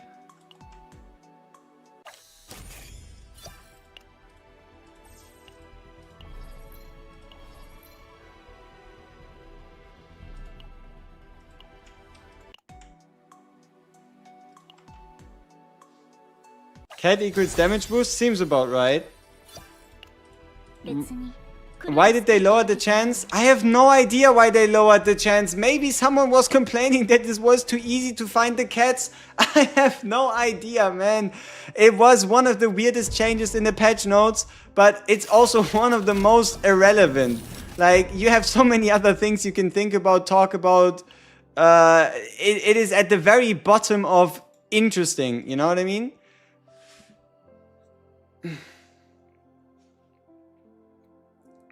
How often do I need to clear Chaos level 6 to get the 7? One time. Wanna know how? You roll yourself a map that is 40, that's like 8 or above. Right? You know how progression works in the Chaos system. You beat a map that's 58, 59, and then you get yourself a 61 map, beat the 61 map, boom, you're done. Set for Veronica, 2 players ascend, 2 attack, 2 crit damage. Yeah, I think that goes quite well. Proto Jesus, why did the big ban happen? I think God saw a future during which Maribel was jumping up and down, and that caused the big bang. You're at 85% at level 49. You're so close. Hey, you're getting there. This game really going to compete with Nikki on their character models and animations? I mean, why not, right? Characters have to look good. If characters look like shit, why would you want to summon for them? So, yeah. Deal 10,000 or more damage with a single attack. Sweet stuff. Let's say possibly some of us are stepping foot into the Chaos system for the first time because we only started a few days ago. You're right. You're right. It's just, no. To a degree, I'm getting too many questions that I've answered at too many times, maybe even during a video, but you are right. It is wrong to assume everybody to have seen my Zero System guide, right? So I am in the wrong and you indeed are correct. Maybe it's getting a little late. Do we know the next upcoming character? Yes, it's Shizuru. It is Shizuru. It's this lady right here. You see? See her? You see her? The one where like the chat, do you see them sniffing? Right here? That's Shizuru. And that's the next character. And this one's Serenia. She got like big assets, big thighs, and she's the third character to come.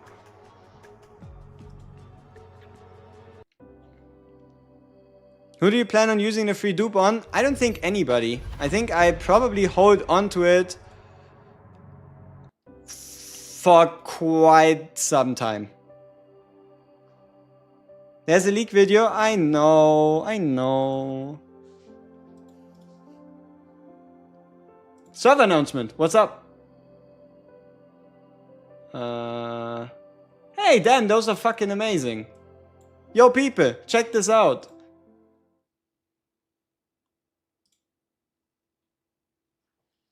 It's Ray from bed. It's Renoa going nuts. And it is Tressa. Hey, that's not bad. Those are pretty damn nice. Look at them.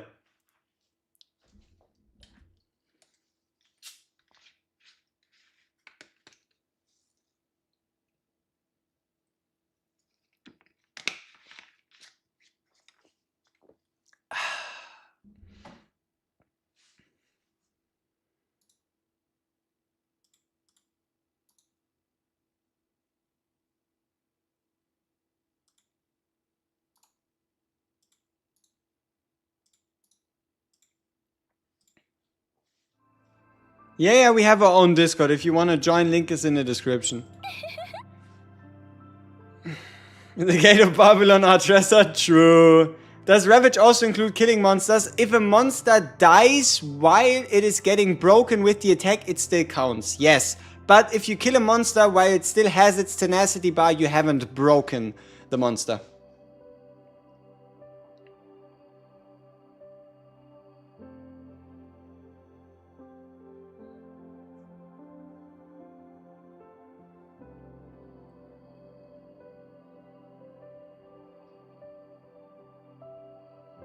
Am I only want to spend Krista in standard banner for the 300 guarantee? Why would you? Why would you rush that? You're going to get more summons anyway.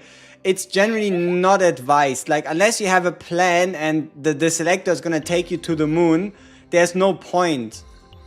Come on, give me the Yuki. Hit! Fuck. Have I built a Hugo and Tressa team? Hell no. I don't want to play Hugo Tressa. Want to know why? Let me show you something.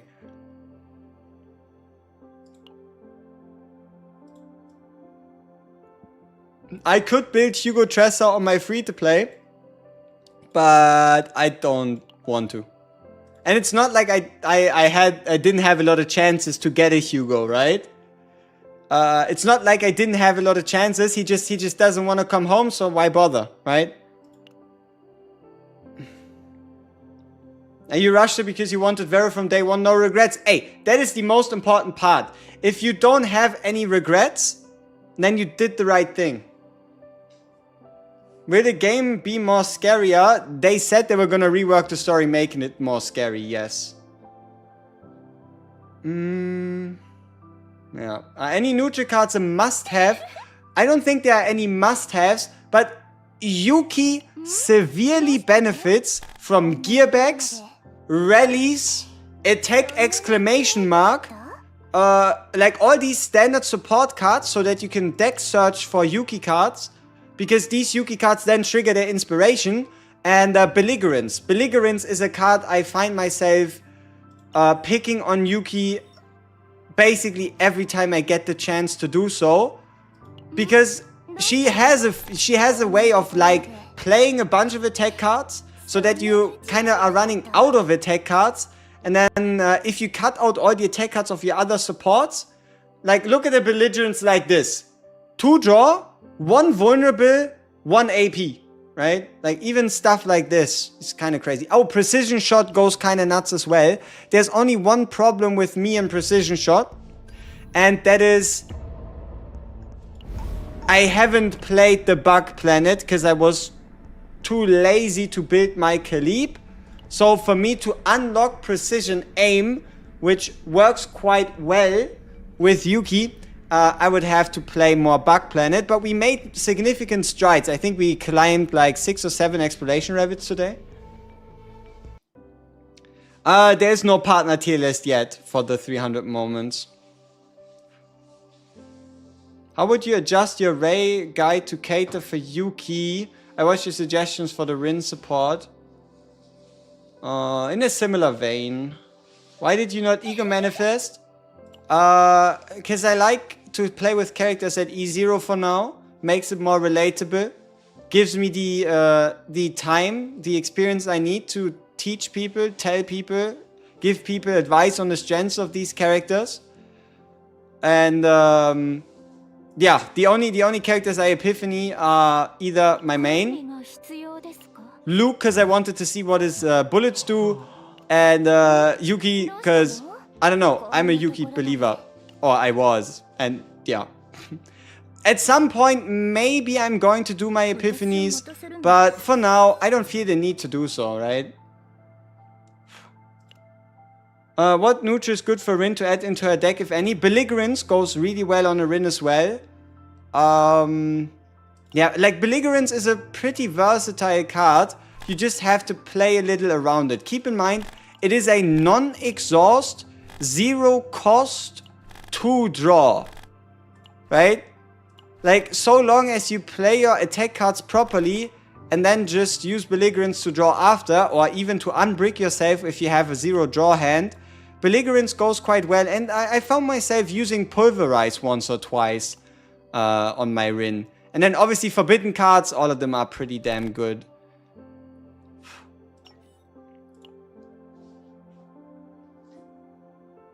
Is it worth going for Yuki copies? I mean, you don't need them, but I am scared of Yuki E6. I gotta be honest with you here. Assuming that the Yuki bonus is multiplicative, I am very scared of what a Yuki with an additional 45% damage increase could do for her attack cards.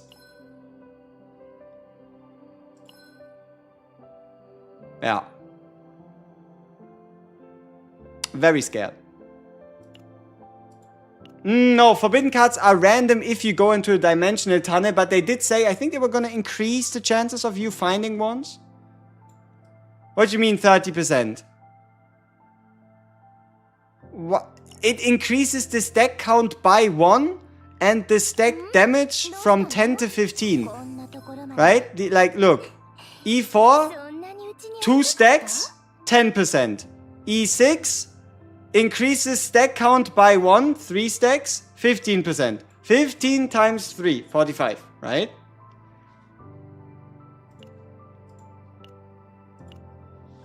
Favorite style, playstyle so far? Hyper carry. I'm a simp for hyper carries. I love Kayron hyper carry. I love Renoa hyper carry. I love Rin hyper carry. I'm a big Yuki hyper carry fan. I want to make Luke hyper carry work. Yeah, I like to play damage dealer double support. That's what I play. How much stronger is Luke's E2 versus E0?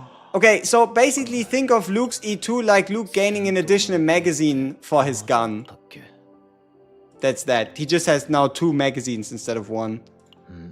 What was my best Luke team? I like Mika Luke Ray goes quite well. Mika Lucas Luke goes quite well. Ray Luke Cassius, Ray Luke Nia are decent.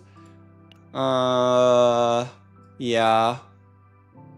Will I make a basing guide for people without Yuki? Sure, but later. Later. Because there's so many things we can talk about, so many things we can do. I don't see a reason to already focus on the hyperspace basin, seeing as there's 17 days and 22 hours left. When do you get the dupe? You go to the event shop and you click on it and then you taste it. You taste the Omega code and then you go into the supply store and then you realize you have to wait 18 days. And then you tell yourself you can do it. You are a big boy. And you shall be able to hold out for another 18 days. And then you waste the dupe on E1 or Leia, and then that's at the end of the day. Yeah, good stuff. Luke, Hugo.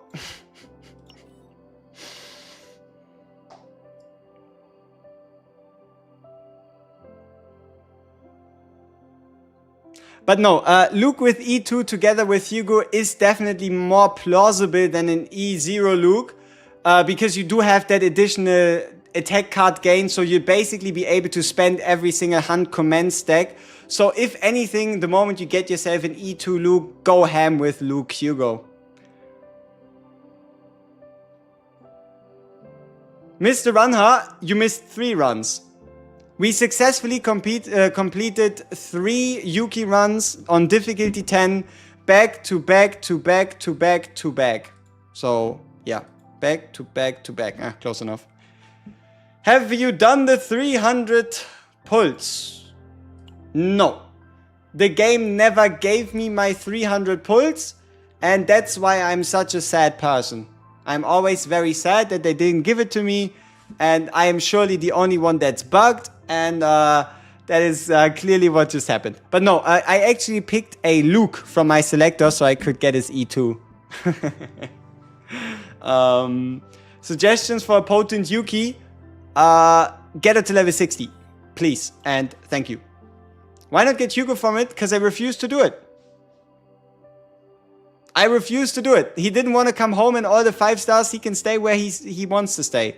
If he wants to stay in his dog cage, in his dog house, out in the rain, and everything's like pouring, and he's like wet, and he stinks, then sure, he can stay outside. If he wants to come in at some point in time, I'll accept him, I'll bathe him, I'll gear him, I'll drip him out. But if he doesn't come off of his own volition, I don't see myself going to him. It's the other way around, you know? So, if he wants to chill outside of the rain, if he wants to like keep looking in, seeing Yuki, Rin, Luke have a party, then he can come at any point in time. But for now, if he doesn't want to, that's what it is, man. It is what it is.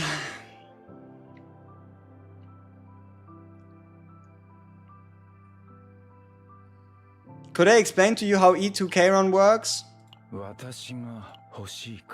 Okay, so first off, you pull 3 Kairons, otherwise E2 Kairon doesn't work.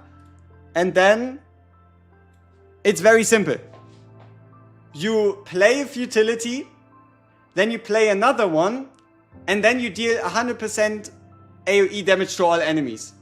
And then you play a futility, and then you play a futility, and you deal 100% damage to all enemies. And then you play a futility, and then you play a futility, and you do AoE damage, right? So it's basically just AoE damage that accumulates on the side every time you use futilities. E3 Kairon looks broken. E3 Kairon is sweet, but you know what you could do instead of going for A3 Kairon? How about you go for Kairon's partner that does the exact same thing after 1 copy? Boop, boop, boop, boop, boop. Alright. Orlea manifestations. I mean, the E1 is quite sweet, so you can use the Will of Light whenever you want, because it now gets retain. The E2 triggers the retain effect of a 3-star creation every time it evolves. So if it's a Swifty, it starts with more damage. If it's a Softy, it gives you a damage boost. And if it's a Toughie, it heals you. E3 right here means that it evolves your creatures from 2 stars into 3 stars. So basically, you now get a copy of every 3-star Softy, of every 3-star slime. E4, if you have a creation card, so a slime in hand, 10% damage bonus to all allies. Then E5 is just the 6% bonuses. And when Orlea uses a creation card, you deal the star value times 50% damage to all enemies. Good stuff. Brian makes the Battle Pass Psionic partner looks bad for Kairon. Absolutely. Kairon's partner's flaw, read the passive, and only gives 25% on state elements, not the attack cards. How do you know? How do you know? Right? I like the fact that we're screaming that it's bad and that it's trash and that it's garbage, but how do you know? Like, why would they go out of their way to say, exhaust all status ailments, including cards changed from status ailments, in the ego skill, and then not have the same effect be true for the top skill? Like, this shit is basically the same here. It just doesn't say it. Like, there's no way. And even if Briar's ego skill is so fucking strong. Who cares? What do you mean it needs testing? Yeah, then provide testing before you say that it's flawed. Unless you have proof that it doesn't work, don't say it's flawed, right? Like, why always assume that everything's broken and everything is shit until you know that it is? Yeah, but do you know? Do you have confirmation? Right? You're gonna E6 Kron? Valid. Hey, can I take a peek at my Yuki's Memo fragrance? Yeah, sure. Schwupp, schwapp, schwipp, schwupp.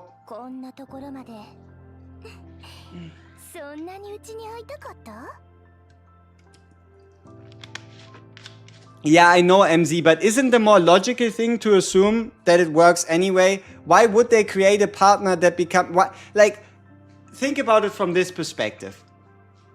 Why would you create a dedicated partner for Kron that becomes less good the moment you play the Oath of Vanity? Or even if that's the case, it would probably be for balancing. Maybe a Kron with the Oath of Vanity, with the dedicated partner, would deal 100,000 damage. Who knows? What's the best strategy? E0 distribute cakes after level 10 gain growth has been accomplished.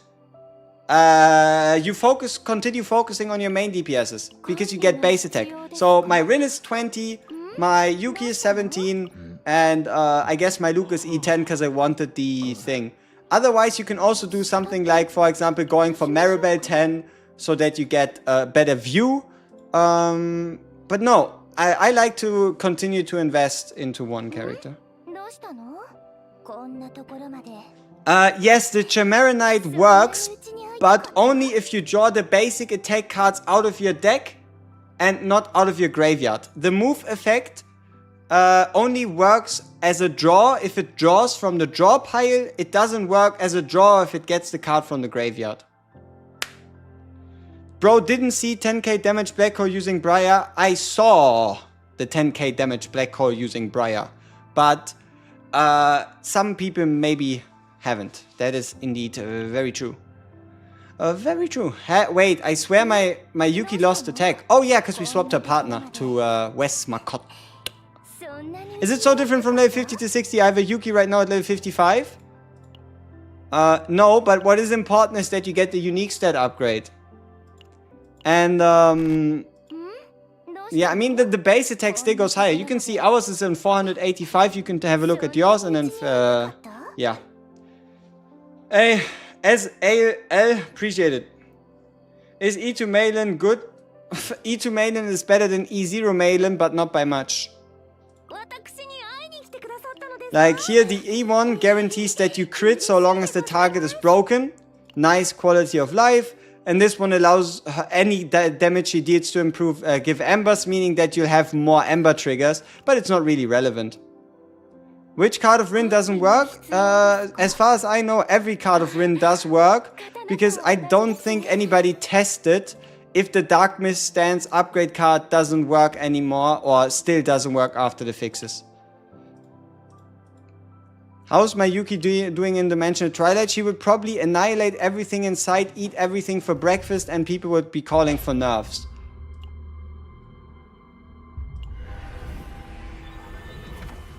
Yeah. That's how she would be doing. Just played this game, got Hugo, Malin, and Rin in just 60. Looks like luck is a bit on your side. Nice. MZ, probably just buy it because somebody said it's just a description error. The percentage based on cards in hand. It's just here, let me show you. It's just the percentages being flipped, okay? Like just flip the 30 with the 0. This is meant to say damage per card in hand 0. And this is meant to say plus 30%. It is just a visual bug. The same way that, where is it? The same way that Ray's basic attack has 100... See, they fixed it, right? You know how it before said 15 damage on 115% crit chance? What's a good way to farm decks? I would assume the zero system. Yes, zero system currently the best way, but the moment we get the zero system buffs and the general buffs to the seasonal chaos, this one becomes the clear favorite. 2%, it is what it is, man. It is what it is. Will they be putting the season pass supports anywhere for free-to-plays eventually? No, I don't think so. If you're strict free-to-play, then you just have to be missing out. If you're a light spender, you get yourself a partner every 30 days. Yeah, I think that's the way it goes. Forbidden cards are kind of hard to get. How? They're increasing the chances. Is Yuki worth it or not? She's a good unit. She's a fun unit to play. And she can absolutely annihilate people and get some clips. But she's not a must summon.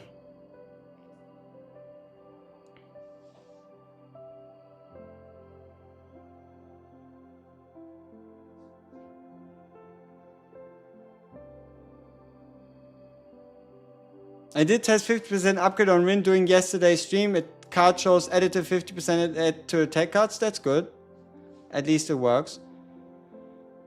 Is Yuki better than a 4-star? 100,000%. What is the massive patch changes about? We'll have to see.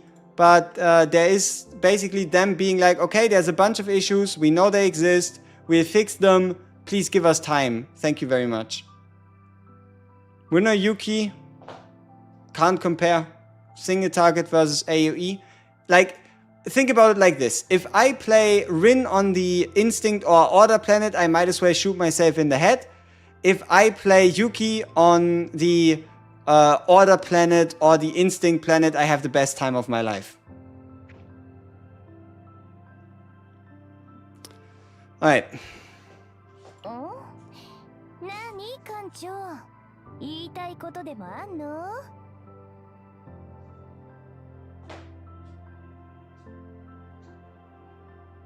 My Ray save data. Dude, I have 1 million save datas for Ray. I can show you the highlights and you can see if you learn something.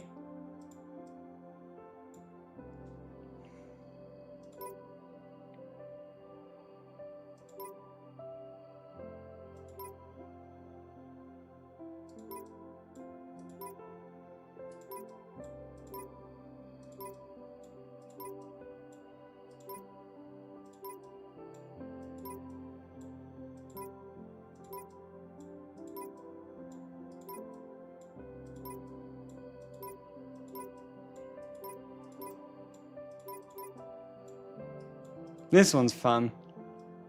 A lot of cards. Best team for Yuki right now? Ray, Mika, Yuki goes hard.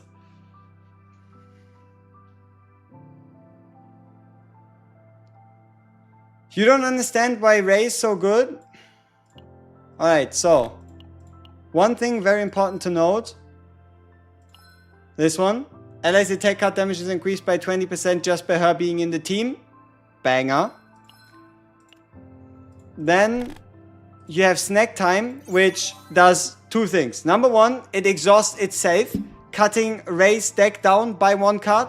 Number two, it draws. And number three, it exhausts whatever you target with most epiphanies. So, for example, if Ray exhausts herself and exhausts 2 more cards, you cut down your deck by 3. You cut down your deck by 3 already.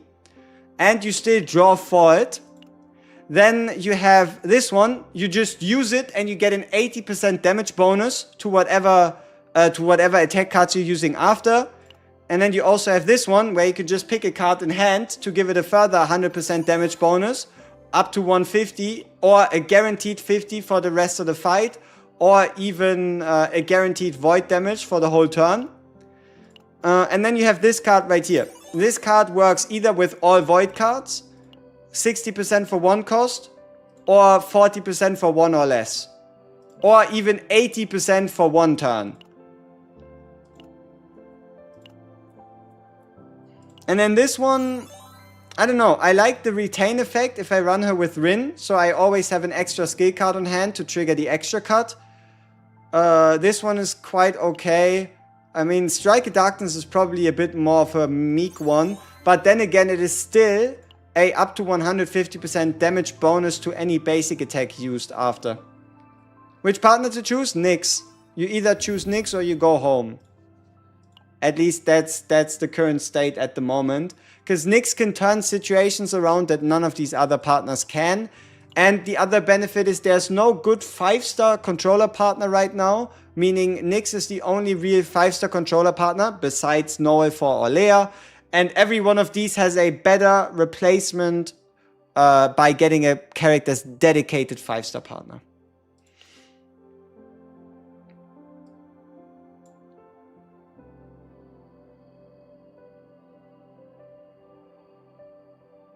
Ray's only good dupes are only the E2 for healing and E6 for damage boost.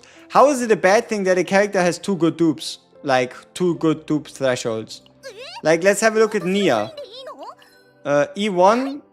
Sure. I mean, you can't underestimate Ray's E1, giving her 2 more morale. Here, the rhythm shuffle damage boost is sweet. This one is whatever. This one's whatever. And then it's the E6. Like, how is it a bad thing that 3 out of 6 epiphanies for a character are good? Or egos, where 2 are completely useless in that they only give a 6% stat bonus to all card types. Right? So we're basically saying, oh, okay, Ray only has all good epiphanies because every character just gets an upgrade to their ult. So how's that bad? Where should you stop at Nia? You never. Like, you just pull more Nias at some point.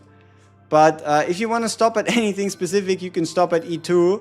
Because you get the 0 cost curiosity plus the 20% damage bonus on shuffle. The other ones are kind of irrelevant for the most part. Haru E0 trash can level or invest in Barry instead? What the fuck? Haru, you can invest in her, but if you like Barry more, invest in Barry. Like, it doesn't make a difference. Haru is not trash though. You have Ray E5, need that 1 copy? Same, I was on E5 for quite a bit. I'm level 22 in the battle pass. Do you still have time if you can complete it? Oh, 100%. Like, you still have over 3 weeks. And as you can see, we are already way past the last reward. So you should still be pretty good. Can I show my Rin memory fragments?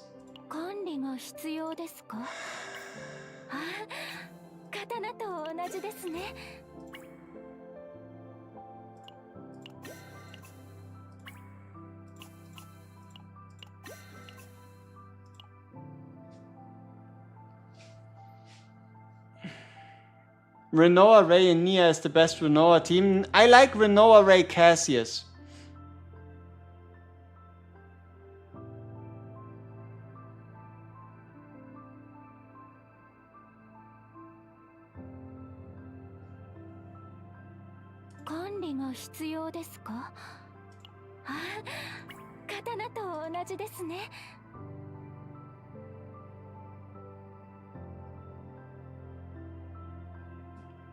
How much energy did you put towards farming gear? I'm basically putting all my energy towards farming gear by playing the zero system.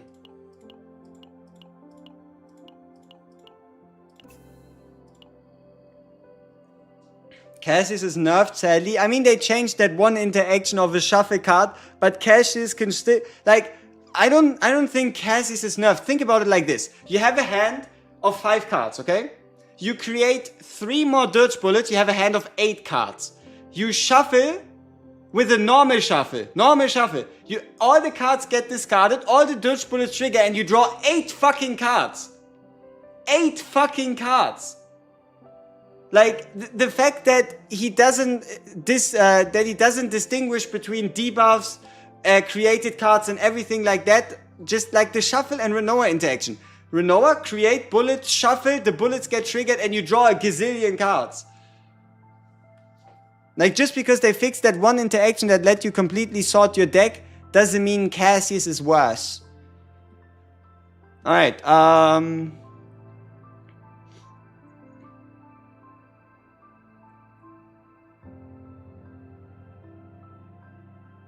Equipment named Amorphous Cube says 25% at the start of the battle. How does it work? Supposedly it's a 25% team-wide... No, it's a 25% character-wide buff for the whole fight, actually. Quick question, does Yuki M4 have a bigger impact than M1 or 2? You know what? Probably. It probably does, but unless you intend to spend or you're close to it, I wouldn't recommend going for it because I don't see the need for her to have it. I've used all my resources and I'm not hoarding anything. I don't care. The conversion is basically I'm using the free things to spend less stamina so I can spend more stamina elsewhere. If I hoard these things, it's completely worthless because the higher the material, the higher the cost for the potential materials to get swapped. What does ego recovery do? I know it affects some of Mika's potential, but other than that, what effect on others? Ego recovery means if you play a card of that character, you get more ego meter.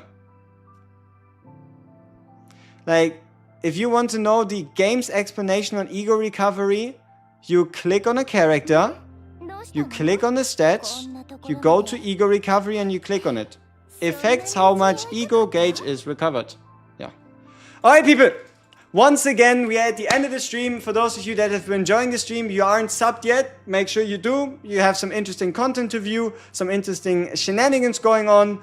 And otherwise, I greatly appreciate all of you tuning in. It's been a pleasure as always. Question answering is a brainer.